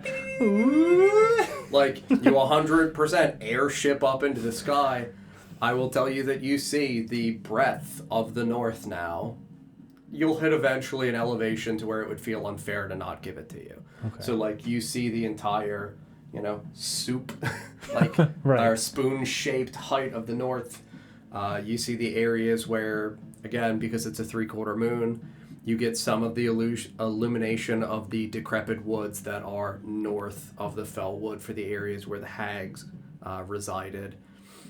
And you would see beyond that again, it goes from being incredibly sparsely populated with trees to being more densely populated with still incredibly decrepit, needleless, leafless trees that look almost like spindling fingers that like rise up and intertwine. The majority of those trees, it's indistinguishable for being able to discern like a height. Right. They look pretty fucking big. Mountains wrap around the edge of that. I mean, yeah, no, you would see the Crystal Tower as well. Right. You would see the Crystal Tower itself looks like it towers up about 500 to 600 feet. It looks cylindrical. You do not see... You would see it reflecting 100%. It's prismatic. So, like, you would see in the distance where it would kind of, like, shine and reflect with the moonlight as you turn and rotate your head. It would give you a varying array of, like, prismatic color. So, like, as you turn and tilt, you would see, like, a glare and a hint of, like, red and blue and green and yellow reflecting off this enormous, tall, pointed, almost like a tooth, tower. In the distance, it is northeast of the area for the decrepit area where the swampy portion is. Gotcha. Yeah, so decrepit forest. Inside of that decrepit forest, you would see definitively a singular tree that looks like it stretches out towards a grander magnitude than any of the others. It is incredibly wide. It looks approximately 350 to 400 feet in height just because of the size and scale in relation to the others. And you've seen enough trees from having been in the Fellwood. It looks like it opens up like a bowl. So it looks like very thick trunk where the edges of the trunk open up like branches coming out vertically. Oh, shit. Okay. So it looks like the center is possibly hollow. No real light's going to be able to go in there just because the branches themselves the branches themselves like curl up enough to a height that the hollowed center perceivably would be obscured by the shadows. So no moonlight would really be stretching inside. Right. But yeah, no, that tree looks thick as shit. And it looks, to a certain degree, obviously, definitively horrifying and ominous, where the elements of it that you are capable of seeing for the twisted branches, even So those... it look like, yeah. Yeah, it looks Okay. like two hands conjoined together, but Okay. like, you know, fully going around with branches ascending up. There's not just like the space because I don't have sufficient fingers. Right. I don't even know. There's that.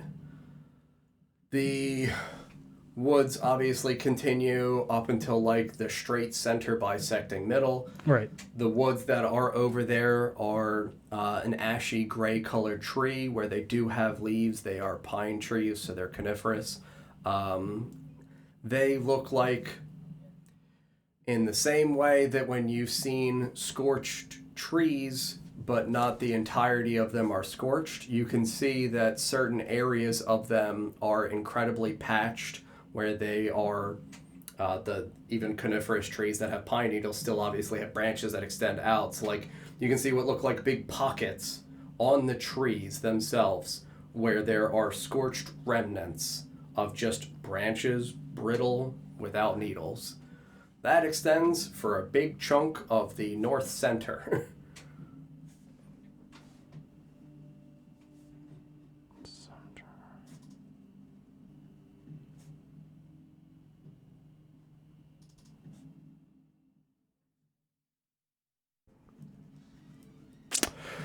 Okay.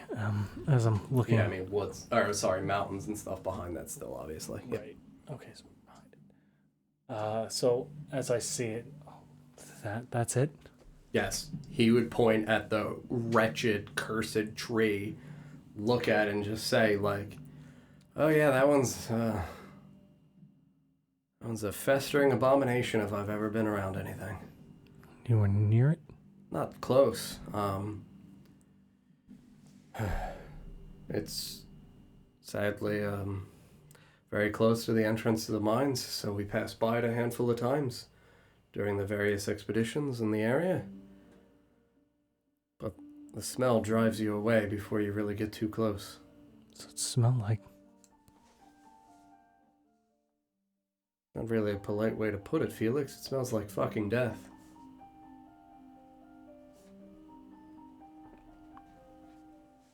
Like rotten.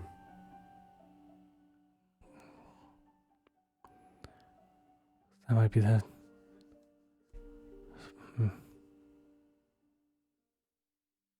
So is it the source of the what did she call it? Not blight. The rot? Yeah. Is that what Rheirda called it that she was fixing back at home? Oh no, Yes, she did call it the rot there The as rot. well. So would that be the source of the rot? Other than the rotting one. I mean, possibly. I'm genuinely not sure. We never really got close. I mean, even in the areas where we passed by it, we were maybe half a mile away. Did you encounter anything strange near there? Oh, there's all kinds of horrible things on the way to the mines. Festering undead creatures that wander and roam. Like animated bodies that have come back. Blammy works well against them? Yes, it does. Shoot them in the head, they don't keep moving. That's good. And then I'll turn to the southeast, even though it's night, see if I can see just a shadow. That tree, because of the kind of tree it is, I will say at a certain point, at a certain height, you'll be able to see that there's obvious woods far to the southwest or southeast that you would see begin, and you would see an enormous shadow at what would look like the center of those woods. I'll point it out to him. Yeah, like it looks like like thick and wide and consuming all that is behind it. I didn't know that was a tree. I believe that's where my mother's from. Oh. I assume you want to go visit someday then, sure. I'll nod. Well, come springtime, I'll get you a carriage. Should come with. No reason to stay here the whole spring and summer. Yeah. Just take the whole blammies with you. I'm sure Benjamin would love a trip out of this fucking hellhole. I would love to give it to him. I'll nod and gesture that we should gesture down. Yeah. Should probably start our descent. Yep. Yeah, no, he starts his, rapid descent with you as well, because he's just kind of like, yeah, I probably only got a couple minutes, but I think we have enough time. Yep. Like a bat out of hell. Yeah, pretty much. Flying dude. down. Quick, can we hit terminal? Batman. Just have fun. What are you talking about? Yeah, we hunted criminals in the night. Did you catch any? No. Good. We didn't physically restrain them. We just killed them. Just killed them. I need to see it in action. We didn't tell him to bring the blam. So what's your superhero name? Just the boy wonder. Flying fish. The green boy. God damn. All right, everybody calm down. Nipples. The green lamp. No, I covered those up. I covered those up. Green lantern fish is a good one. Put on my cape bra. So I covered them up. Nips. Colonel Cursed. Ooh. No. Wet No. man. Yeah, I would say Just that dripping on people all it's the time. around the time Is it that raining? you guys are walking back that you see your good pals Felix and Arthur descending gracefully in the night sky back around the courtyard. Gracefully. Yeah, I mean, oh God, I gotta go. My wits are gonna expire. Yeah, no, they swoop down. Did you see that? Yes. I believe it was Felix and Arthur We descending from the sky. Dash into the shed. They can't know. They've seen too much. Yeah, you see a dude in all black just run into the shed with Felix. Felix and an older gentleman. Looking in that leather. A little bit. You and Arthur inside the shed, and you hear him go, "Whoo! Nobody saw us." Who's gonna know? Exactly. How would they know? Let me put Blammy away. Wipe the gunpowder off my nipples and change my shirt. It's a good idea, buddy. Me too. There it was.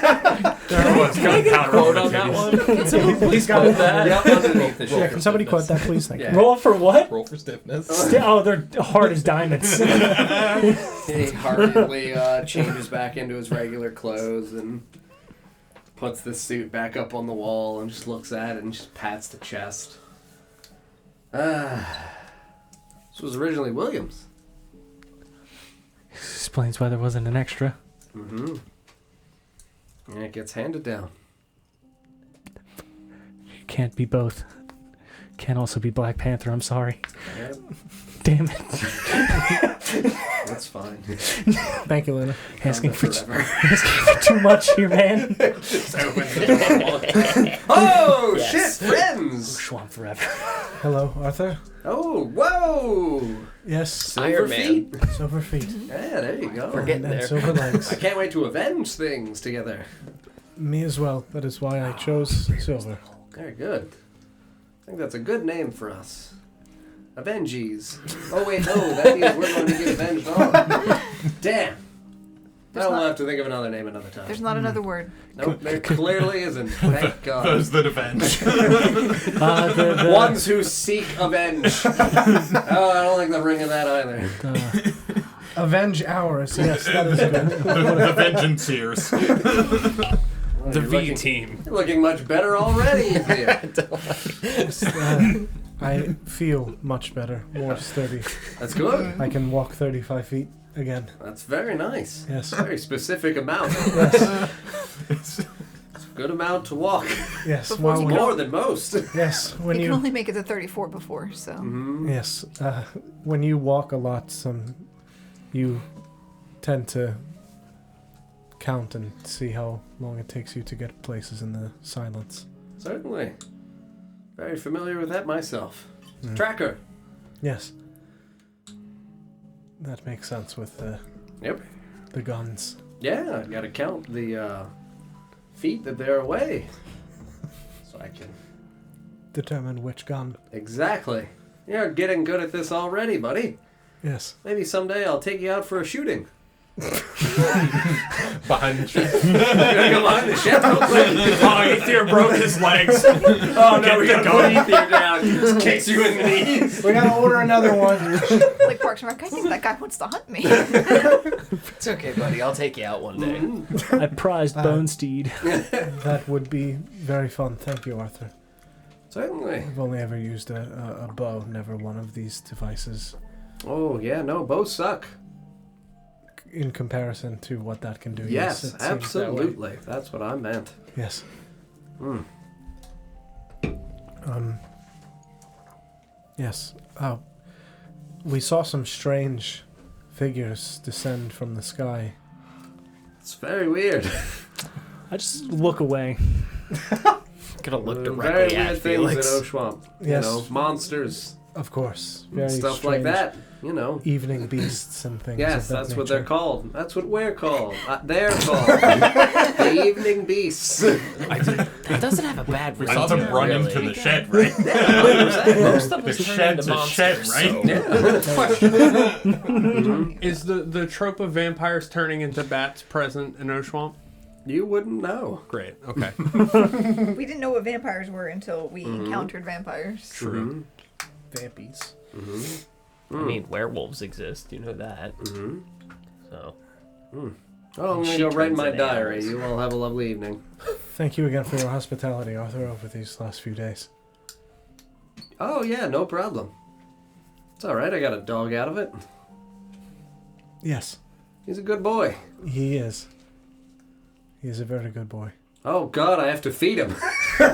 You see him just running. I'm sorry. You just hear Rheirda just. no, The he's got windows are just painted with food that you found. Hungry. not the carpet. Oh, Rheirda, we worked on this. There's I'm sorry. a bag Lost. that had a bagel in it that's ripped open on the floor. The bagel is still there. Yeah. Do you want a bagel? Just want a bag Well, I open. don't know if there's anything you guys want to do or talk about before the final evening, before we pick up on the next day to head on over to Slums East, sell some things, and then get ready for dinner. It's up to you guys. Make sure to get a few more bunks. Yeah, Nesgrim. Yeah. He's just casually walking around, like getting into his jam. He's just BAM! Can I make a dex save to avoid some of them? Are you hitting Some. him with your quarterstaff? Yeah. One of the bonks. I'll come in for the gut with my quarterstaff. I also have a quarterstaff. I'd like to turn my packed weapon into a quarter.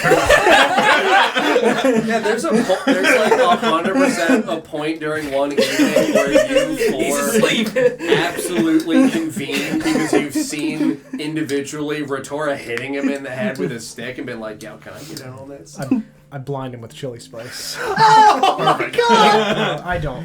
You hit him with a longbow. There is a point where Nesgrim, like, uses the outhouse and is walking back in, like, spits out toothpaste onto the courtyard and is like, it's a good night. And then the four of you creep out from behind the outhouse. I want to use mine to trip him. from above him? You can descend from above. The two of you sneak from around the edge. I'm a sweep the leg. Do I know it's him? No, we're all wearing masks. I'm in my brand new costume. I'm just saying, if I'm walking back in from the outhouse and I'm suddenly struck in the head without any idea as to who it is. You'd assume it was Rheirda. Masked strangers. I will let you. I'm wearing a mask. I will I let am also- each of you make the attack roll against Nesgrim. Oh god. Get any sort of a flanking bonus? We have him surrounded. They would all get advantage. Yeah, you guys did flank him. This is fantastic. So we have advantage? Yes. Okay. Sarah! God! Sarah! Did you crit him? I rolled a 2 and a 3! Oh my god. You need more practice. Yeah. Well, Also- we'll say because you're like descending from on high. Glenn and Lawrence, what did you guys get? I'd like to use my reaction to add a d8 to this. Sure.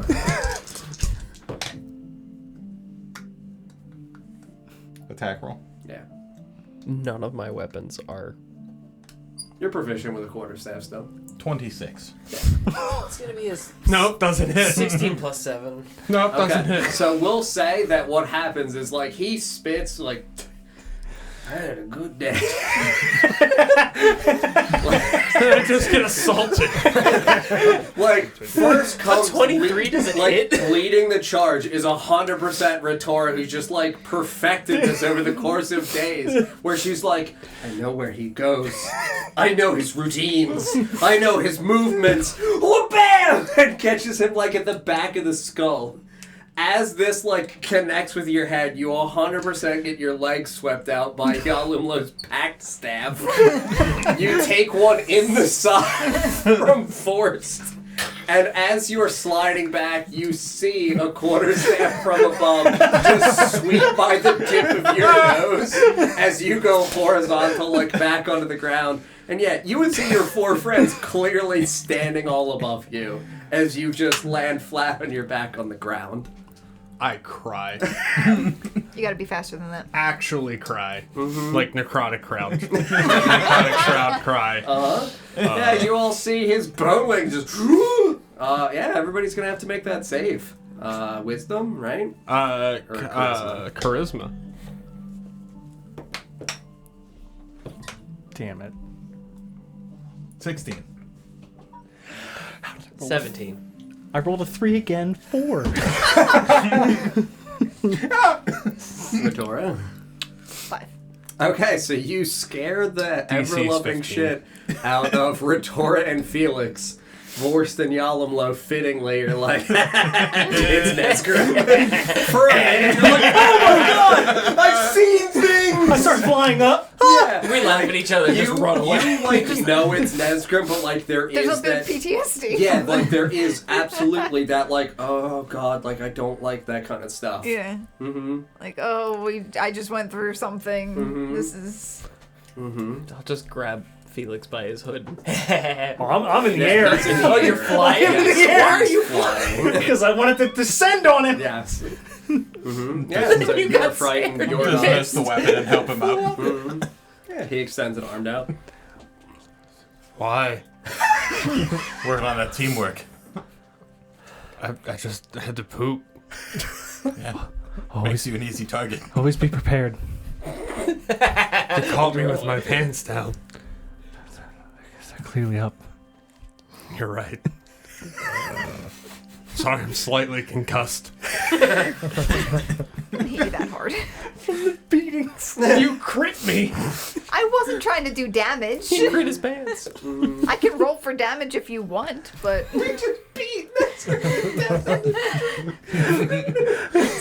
I just walk up with the brazier and set it down. Do we not need this? I gesture to Arthur from that's behind the shed.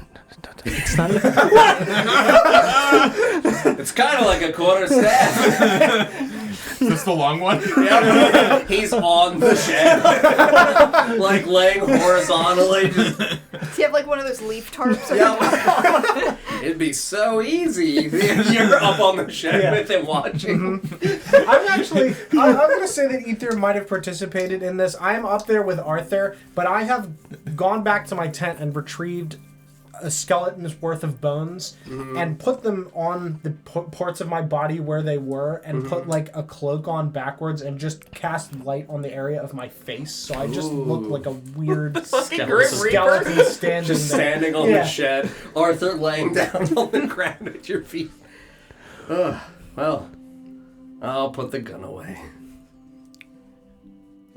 It's the only loss he wants vengeance for.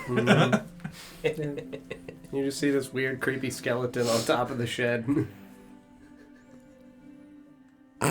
Boo. You are terrified. Do I now recognize it's Ether? Yes. Very good. I no longer draw my crossbow that I just learned how to use. Right in the knee. My good one. Gets him in the hip. That was the good part! Arthur descends from the shed and, steps inside and you hear him clang his rifle away and step outside and... How you doing? I was fine. Oh, you're fine. They're your friends. We're still backing away. I'm just having fun. Hell of a prank. Oh, I mean, they helped you beat me in a fight. True. You knew it was coming. Yeah, I did. That's why I got the shotgun. I didn't help. Sure. There's totally another person here that can attempt to keep my pistol away from me. Don't know what you're talking about. I legitimately did not help. I also didn't help. I did. I was out for blood. Good point. Good fight. It was a good time. Maybe we can do it again someday. Sure. No kicking. Yeah, no dick kicks. It's not my fault they're effective. They weren't. Maybe that's why they hit you with the quarterstaffs. No more dick kicks! I was just trying to keep him on his guard. Keep your feet to yourself, Nesgrim, or the skeleton will return. Okay. I would say the same, but... Ouch! Clearly is some kind of romance festering here, so I'm gonna head inside. Will you stop with the romance the dog. shit? Oh, they're not. Well, alright. I'll just slowly back away. Well, maybe they are, maybe they aren't. How long does that fear last? A minute, I think. I think it's a minute, or until... Yeah, I think it's a minute. Let me double check. Do we... You repeat. Yep, 1 minute. It's an 18. Yeah, it succeeds. Yep. So I slowly back away to my room. I'm having a hard time. Takes you a little while, but you eventually get over it. And yeah, Arthur heads inside, and you guys are standing out here in the courtyard. Don't. Are you gonna lunge at me? No. I totally just don't have my quarterstaff ready. You just hear a bunch of like heavy footsteps inside, and you hear Arthur's voice just echoing out, "Who's a good boy?" You just hear like slaps of what are obvious, like him like slapping him like on the belly. Yeah, good boy. It's a grown man. Did the sounds... It's a grown man. That survived in the wilderness for what, years? Not just the wilderness. A very horrific. Yep. For several years. Got to suppress that trauma. Do the sounds that pets. Rheirda makes when he's doing that of just the like, do they sound worse or like more monstrous than before, or no, because he is within Arthur's like protected area? Correct. Okay. No different than before. Good. I just wanted to make I am a good boy. Feed me souls. I am It only lasts for a minute. Yeah, that's what. long time. 6 10 rounds. rounds. 10 rounds. Nope. She's actually just petrified. Alright, so that's What die are 30. you using? 15. That meets. Takes you about 30 solid seconds to recompose. She's having a slight panic attack. It's Yep, fine. Been through a lot. You guys are out here in the courtyard. All right. Well, if you all are quite done. One more.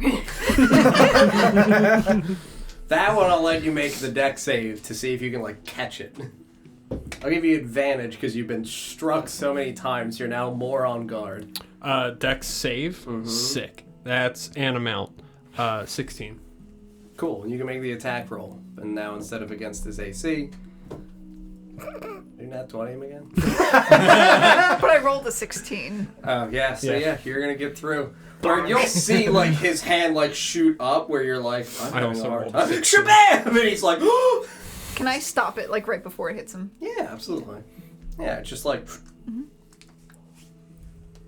Gotta be quicker. I don't like this game. Beware. Training. What? Beware. I'm gonna point my staff at you. I'm gonna kick him in the dick. And then we all run. It's a nat one. Charlie Brown yourself? Right. Yeah, 100%. What slip? You see the opportunity where he is talking to Rheirda, and you go to like take a fast step forward and just catch a lot of snow and just 100% slip like forward. So fall the snow at him. I mean, you would fall forward at him, landing like just in front of him, like prone, just like catch yourself 2 hands on the ground. Just I'm like, gonna oh dick shit. punch him.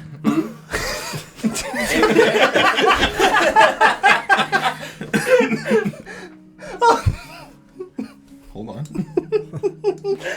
8. Yeah, you see y'all alone just like, like swipe towards your sack.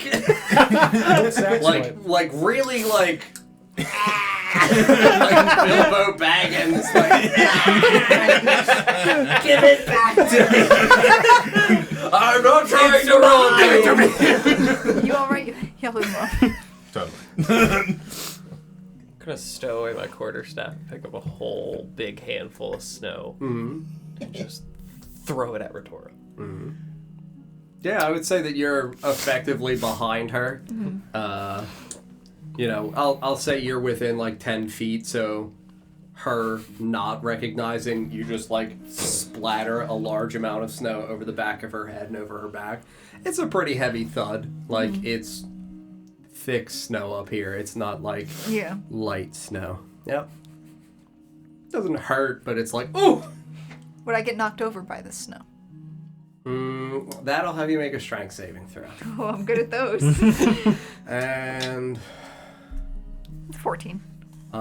so I mean 8, you're proficient in snow. 11, what's your strength mod? For Glenn. Oh, 4. 4, so it's a 15. What'd you roll? I rolled a 14. You rolled a 14, so it's a 15. So you're just like, you don't fall like fully flat. It's more like one of those where you catch yourself, so like half down on one knee, like elbow kind of down, like, oh! But not fully prone. Just turn into I'll just keep laughing. Mm-hmm. You'll turn into a stoat. Yeah. So a glorious white stoat appears underneath this area of fallen snow. Would you scurry out? Peek out. Bonjour. Yeah, no, you guys see a stoat in the snow where Rheirda had been. I'm not gonna say I'm a stoat, so I can't say. You're You're gonna all look looking at the me stoat and its beady little eyes. Yeah, You don't we wanna- can all clearly see the stoat. Yeah, she poked her like face kind of out a little bit from the snow. Okay. I bonk her with my warhammer. Do you have your warhammer? I'm kidding. She'll get the shit. Weasel smashing Cast day. light on it for a couple days. I don't know. I love the thought of him as Ebenezer Scrooge in a Christmas Carol with a lit war hat. Yes. And the nightgown, the little nightcap. Yeah, you guys are still out here. I just walk up with a snowball to Nesgrim. I made this for you. Thank you. And then I'm gonna leave and walk inside. Yep. It's just a regular snowball. Yep. Filled with bones. Yeah. little bit. Little teeth. I'm gonna poke you in the shins and then point at Felix. As you look up at me, like with the spoons and forks before, you see snowballs around me in the air, and I just point at you, and they start beaming. He starts spraying snowballs with telekinetic energy in your direction. Like SpongeBob and Patrick at Squidward. Just shield. I love that you put your shield in your shit. Guys, stay safe. Oh, no, no. I'm gonna throw a snowball at Ether. You can run. As he's heading inside. He's just trying to start with everybody. I'm gonna throw one at Vorst. Thank you. I'll eat it. Just yes. I'm still laughing. Just laughing my ass off. I also beam several snowballs. Where? Where? Mostly at Felix now. Yeah, no, you start like whipping them underhanded up at Felix. And I'll say that you guys have whatever entertaining to whatever degree you would like to have. A glorious, happy, fun snowball fight out in Arthur's courtyard. Little stoat just running around like. Yeah, it's dodging snowballs in and out, like weaving. Occasionally gets like caught like in the back, like in the tail, and uses her tail to like ferry some dust up to obscure herself like a glorious smoke screen and burrow and Love disappear again. Mm-hmm. So cute. Mm-hmm.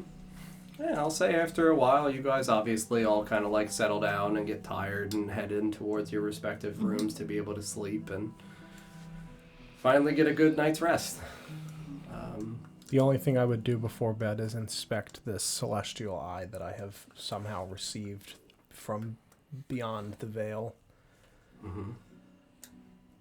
You look into it. Yeah. Look back, John. Just deeply look into it. Yeah, I'll tell you that as you spend an hour or so attuning with the item that you now should have in your inventory, you don't feel any sense of negativity or disrupting energy. You don't feel any kind of like ominous like presence. Sure. You just feel the weight of it in your hand. It is obviously a well-constructed artisanal piece of craftsmanship. I will tell you that after you spend the hour with it, the thing that strikes you as the strangest is the Prismatic Eye. Sure. And I will tell you that currently, as you spend an hour with it, you gain the recognition that the eye changes. It doesn't currently change. Sure. You become aware of the idea that the eye changes to reflect something. Sure. As it kind of like morphs around. Yeah, it consistently swirls. So like Sure. the same idea where I believe it was Sarah had talked about it recently, where it's like not like a lava lamp, but that same kind of idea for like Yeah, kaleidoscope full like glittery yes stuff. Mhm. Yeah. Cool. You see it like rotates. The eye itself is obviously not like blinking or moving or anything like that. It's just as the prism in the center is sitting in your hand ever so slightly moves and rotates occasionally and stuff like that. And you would see as it catches the ambient lantern light in your room that the varying reflections are shown back to you. Yeah, you attune to it and you become cognizant of the abilities. Fact that it will change. Yeah, and the abilities that the item possesses. I would also look to see if there's anything like carved into it anywhere on the back or any of the like little side pieces where the eye sits. If there's just anything carved in it to who created it, or if it's just his name or his initials or anything. Nothing remotely like that. Okay. No identifying symbols for either owner or crafter. Okay. Cool. I'll just put that on. Slip it below my shirt. And go to sleep. Just have it sitting on my chest. Very good. It sucks my heart out.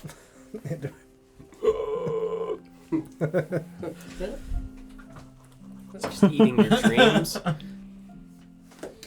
Gonna wake up, it's gonna be whispering to him. Ooh, been there, done that. It's a 2. I also wrote a 2. What are the odds? Well, you lose it. That's bad. Anything but this outcome. Oh, good lord. Yeah. You all wake up the next morning, have another glorious breakfast. You see Rheirda gleefully running around on all fours around the big long table. Obviously, having a great time, getting some energy out, doing his zoomies. Arthur is now the one wearing the big, formerly Wembley apron and comes out serving delicious foods. Everybody has a nice breakfast, and then... How is his cooking?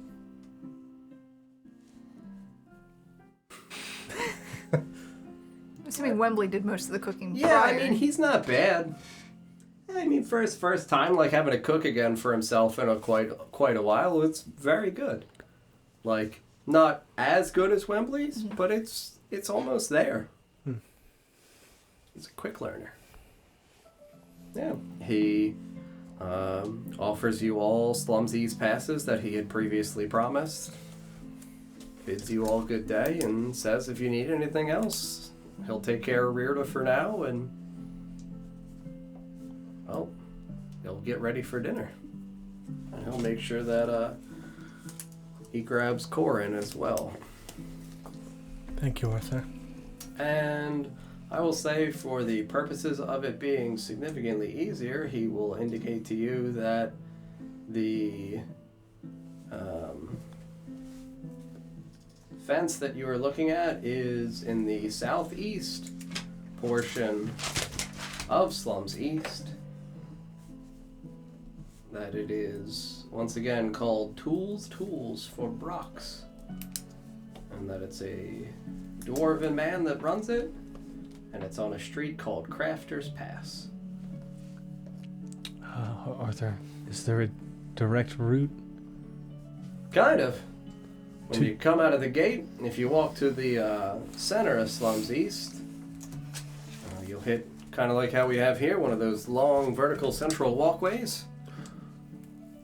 Oh, okay. I also meant, is there a route where we don't have to go through Slums North? Oh, no. Sadly. Shit. Yeah, the promenade's fully blocked off. You're not getting through the inner sanctum, so have to cut through Slums North. We should get moving then. Yes. I think we should be fine as a group. I Yes. think so too. We have to stop by Christian's real quickly. I have to pick something up. Sure. Be on our way. But you'll hit the center part. You go straight down. That vertical strip is called the Holy Highway. You'll hit Crafter's Pass a little bit after the cenotaph of St. Ostador.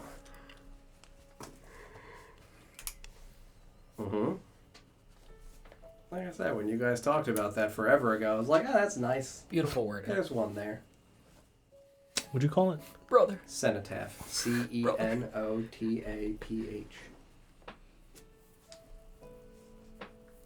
Yeah, it's a couple streets after that. Be on your left as you walk south.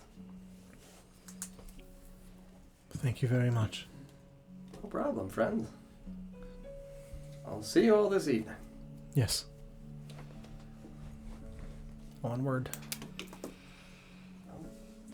Make our way out. You guys stop briefly a couple buildings over at Christian's shop. Step inside and he's, fuck! Fuck! Silver! It's beautiful. Yeah, it looks really nice. Like, it definitely looks like he efficiently and eloquently pieced together silver honing around the blades. Shows you, holds it up to the light, lets it shine and shimmer off. Got the violin, and the blade will remember. Thank you. No problem. Did we see him finishing up For that? him with that, Yeah. it looked more like he wasn't doing the processes of silvering itself. It looked more like he was making sure that as he struck with hammer, it didn't break or separate. Okay. Gotcha. Because it is just a coating. Correct. Yeah. Mm-hmm. Your payment, and I've brought you a gift. Oh. And I'm gonna pull out my Felfarthen dagger. Oh. It's silvered as well. Oh, that's a beauty. I'm very thankful for what you've done for me. Oh, yeah, no problem. You sure I can have that? It needs to go home. I was gonna say, it's like they're just the wind starts shifting and slows down. Dwarven blade belongs to Dwarven blood. Hey, he reaches his two hands out. It's not a blade. Takes the blade and holds it up. They really were the fucking best in the world.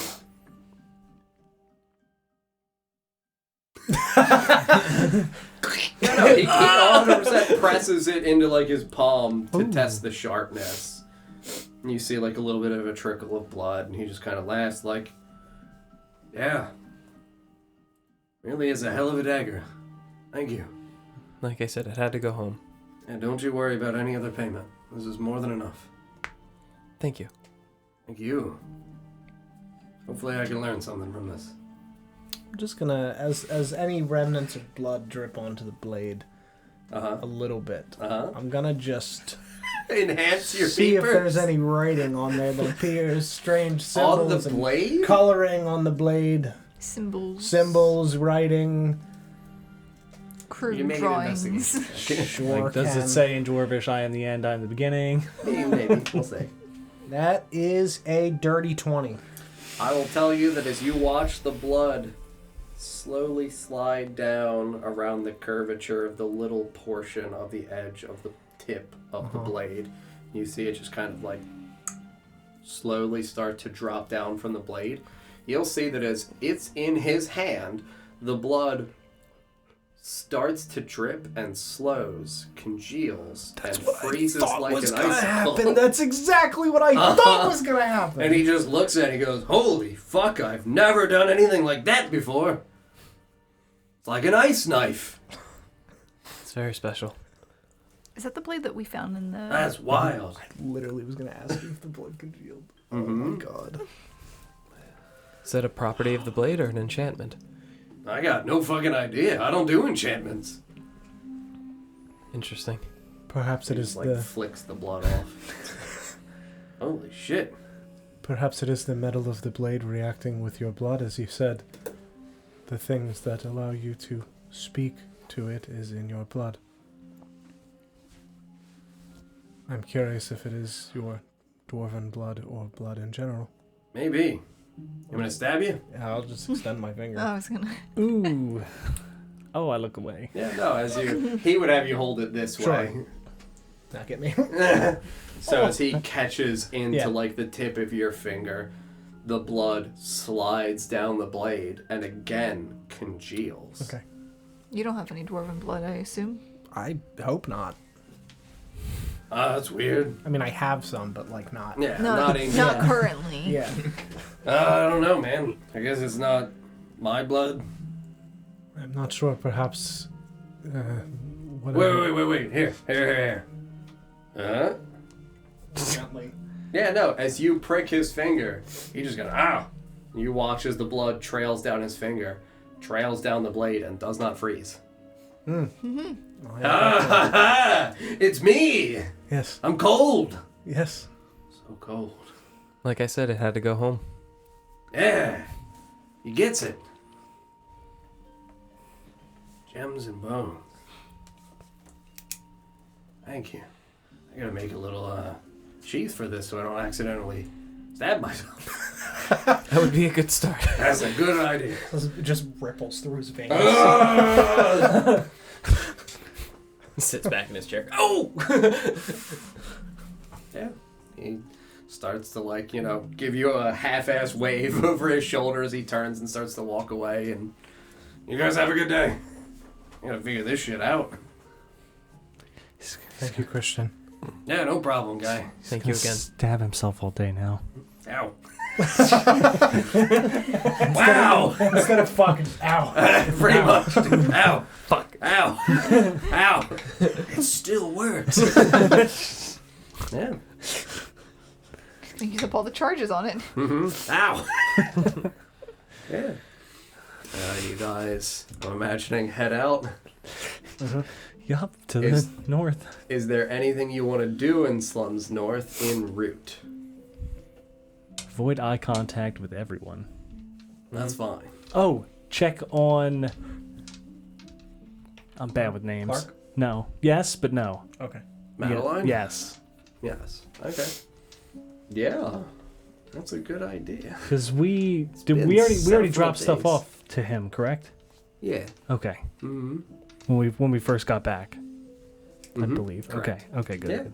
Just screaming. And I've put my pass like under my shirt and like wrapped around like cloth. It's secure. Oh, they'll know where to steal. That's the place everybody thinks to hide it. No, I'm That's the just decoy. My decoy pass, idiot. kidding. You fool! That's my Slums West. Cool. Yeah, no. So then we will make our way back over towards the Pawn Man as we pass through the gates. What's up? Guards? Couldn't we sell our Slums West passes then? Can you? Yeah, because Are they- wouldn't East get us in all three? I thought you said that's how it works. So I mean, Because it's tiered? yes. Okay. Like the guards don't really buy them back. You'd have to try to like middleman broker them to other peasants. Pawn them off, you mean? Yeah, like We could or just give them to yeah, or you Clark. could give them to Clark. Get me out of this hellhole! I'd like to Please. give mine to Clark. Alright, well, you can give it to Clark. Fine. You can do whatever you All want. high and mighty. All right. Just donating shit over here. Jeez. What's- Yeah. What is the difference between the passes? Like, do they have like a Structural composition. structural, visual? Yeah, I like- mean the other ones I made on clay. I didn't make these. one's made of straw, one's made of brick. Kinda. No, the Slums East ones are absolutely like metal forged, whereas the previous ones were just kind of like carved into stone. Gotcha. These ones are like small metal plates, and again, they have like a branding on the back that is official, like big O that glows blue. Like the taxi plates. Yeah. Sorry, glows? Mm-hmm. Okay. Yeah. You guys make your way back towards the Pawn Man. It's early morning. You see Clark just kind of like standing at his, small little ascending doorsteps where he's got the two little wooden steps entering into his shop. You see him out onto that little stoop with just like a very old raggedy broom just dusting off snow into the fucking streets again. Just, oh God, another day. God damn. And he sees all of you guys approaching and he just kind of like waves. He doesn't really anticipate you guys coming back. And then he sees that you guys are continuing to walk and he's like, oh, good morning, everyone. I'm gonna pull my hood down. You still haven't hired somebody to do that for you? No, very hard to find work. It's good to see you, Clark. I'm going to take the broom from him. Oh. Hand it to Nezgra. Is he a good sweeper? He can buff. The best. Sweep the stoop. Did you guys need something? Merely come by to check up on you. I'm doing all right. And Do you want to step inside? Sure. Yes. Steps inside, opens the door, holds it open for all of you to step inside. You can actually see that Madeline's sitting inside on his little stool, adjacent to his little workbench area. That is effectively his workbench and his countertop. And she just looks at each of you and is like, "Oh my God, hello." Hello. Hello. Hello. How are you? Definitely better, much better. It's It is strange, feeling like you are finally you again. Hmm. I don't know if any of you have ever felt anything like that. I certainly have. Yes. Coming out of a very long sleep. Yes. Thank you all very much for your assistance. We'll be forever in your debt. I don't know if that's necessary. We're happy to see you well. Just doing my job. Yeah. Very good at it. It's nice to feel at peace again, without the ever growing whispers in the back of my mind. When did they stop? A couple of days ago, they got quite quiet. Quite suddenly? Yes. Would How many days?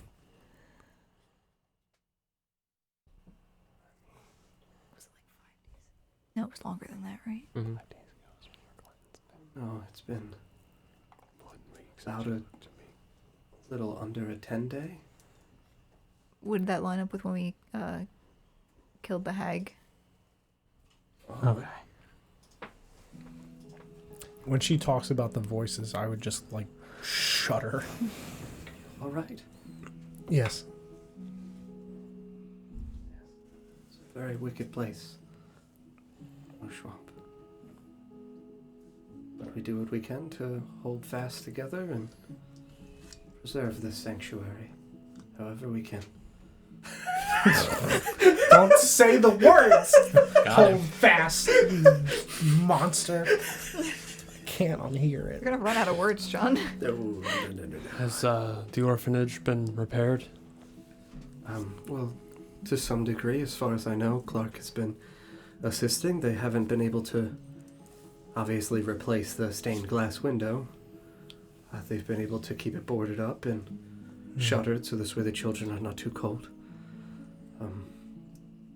Any other nefarious characters lurking around? Oh, just Bran?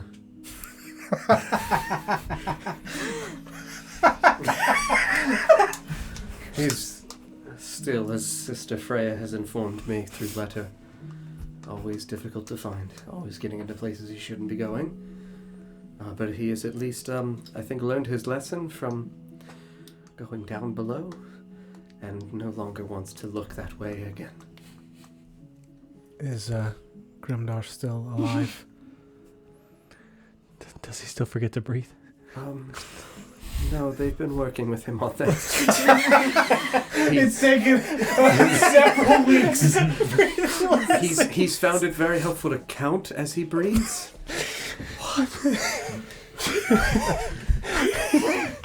He's gotten pretty good at it.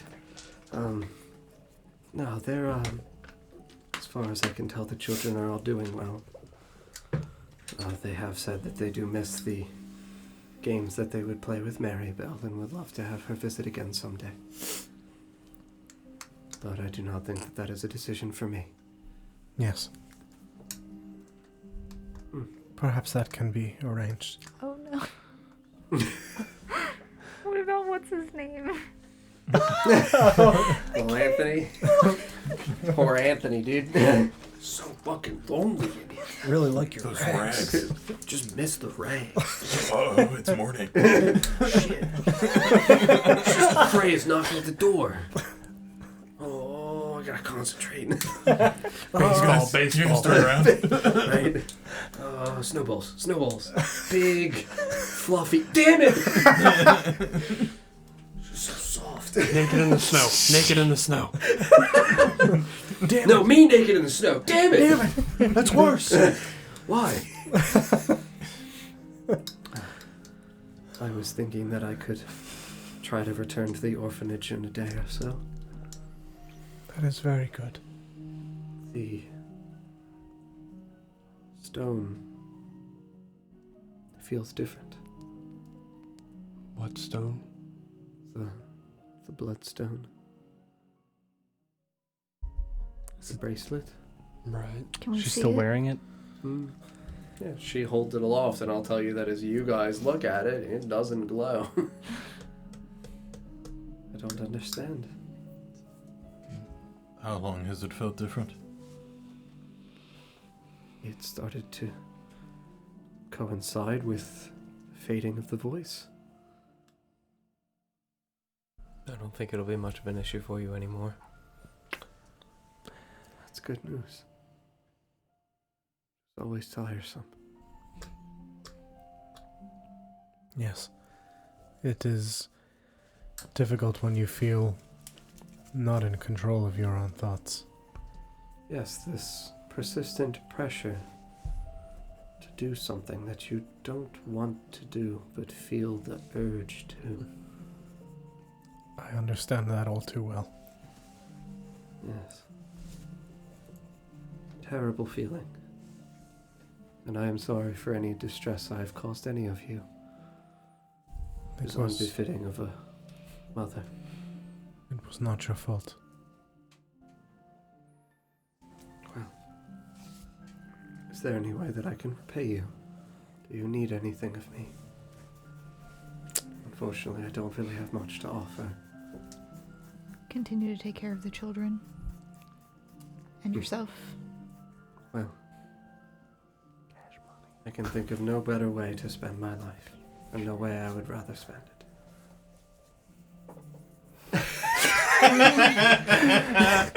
I have like I've seen the Inner Sanctum. Pay up. I've got like 7 copper.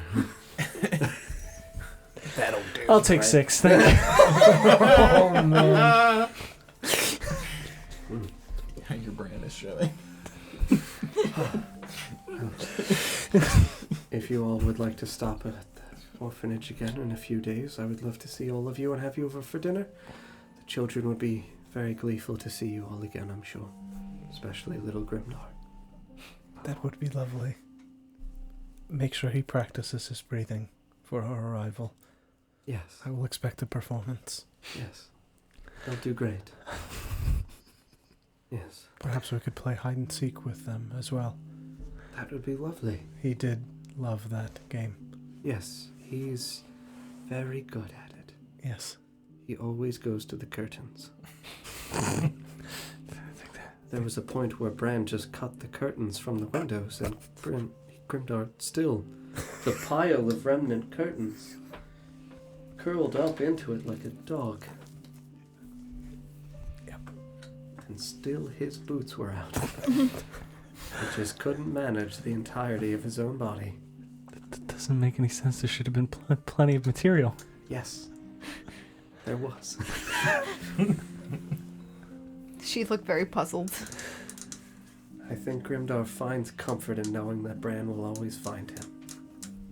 No matter what. It's good to have friends like that.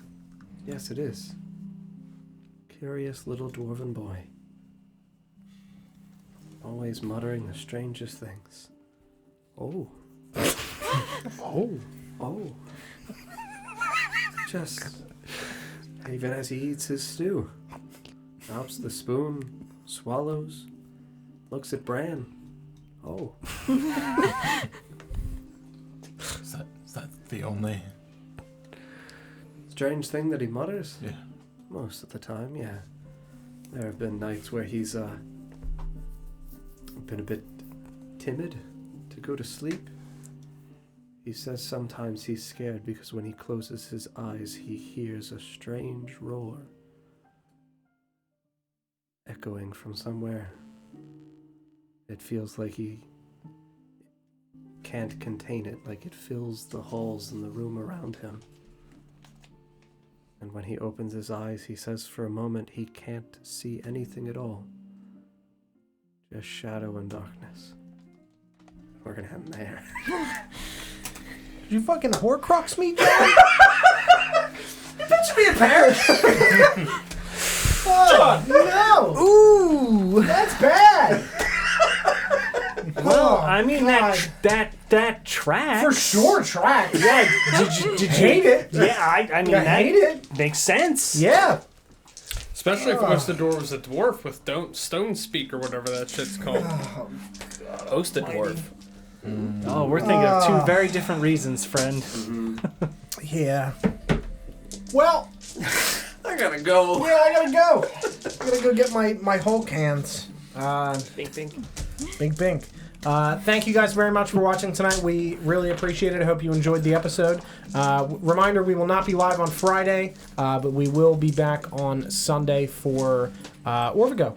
So we will see you guys there at 5 p.m. Eastern Time. Thank you guys very much for watching, and we will see you next time. Good night, everybody. Bye, everyone. Birds are real.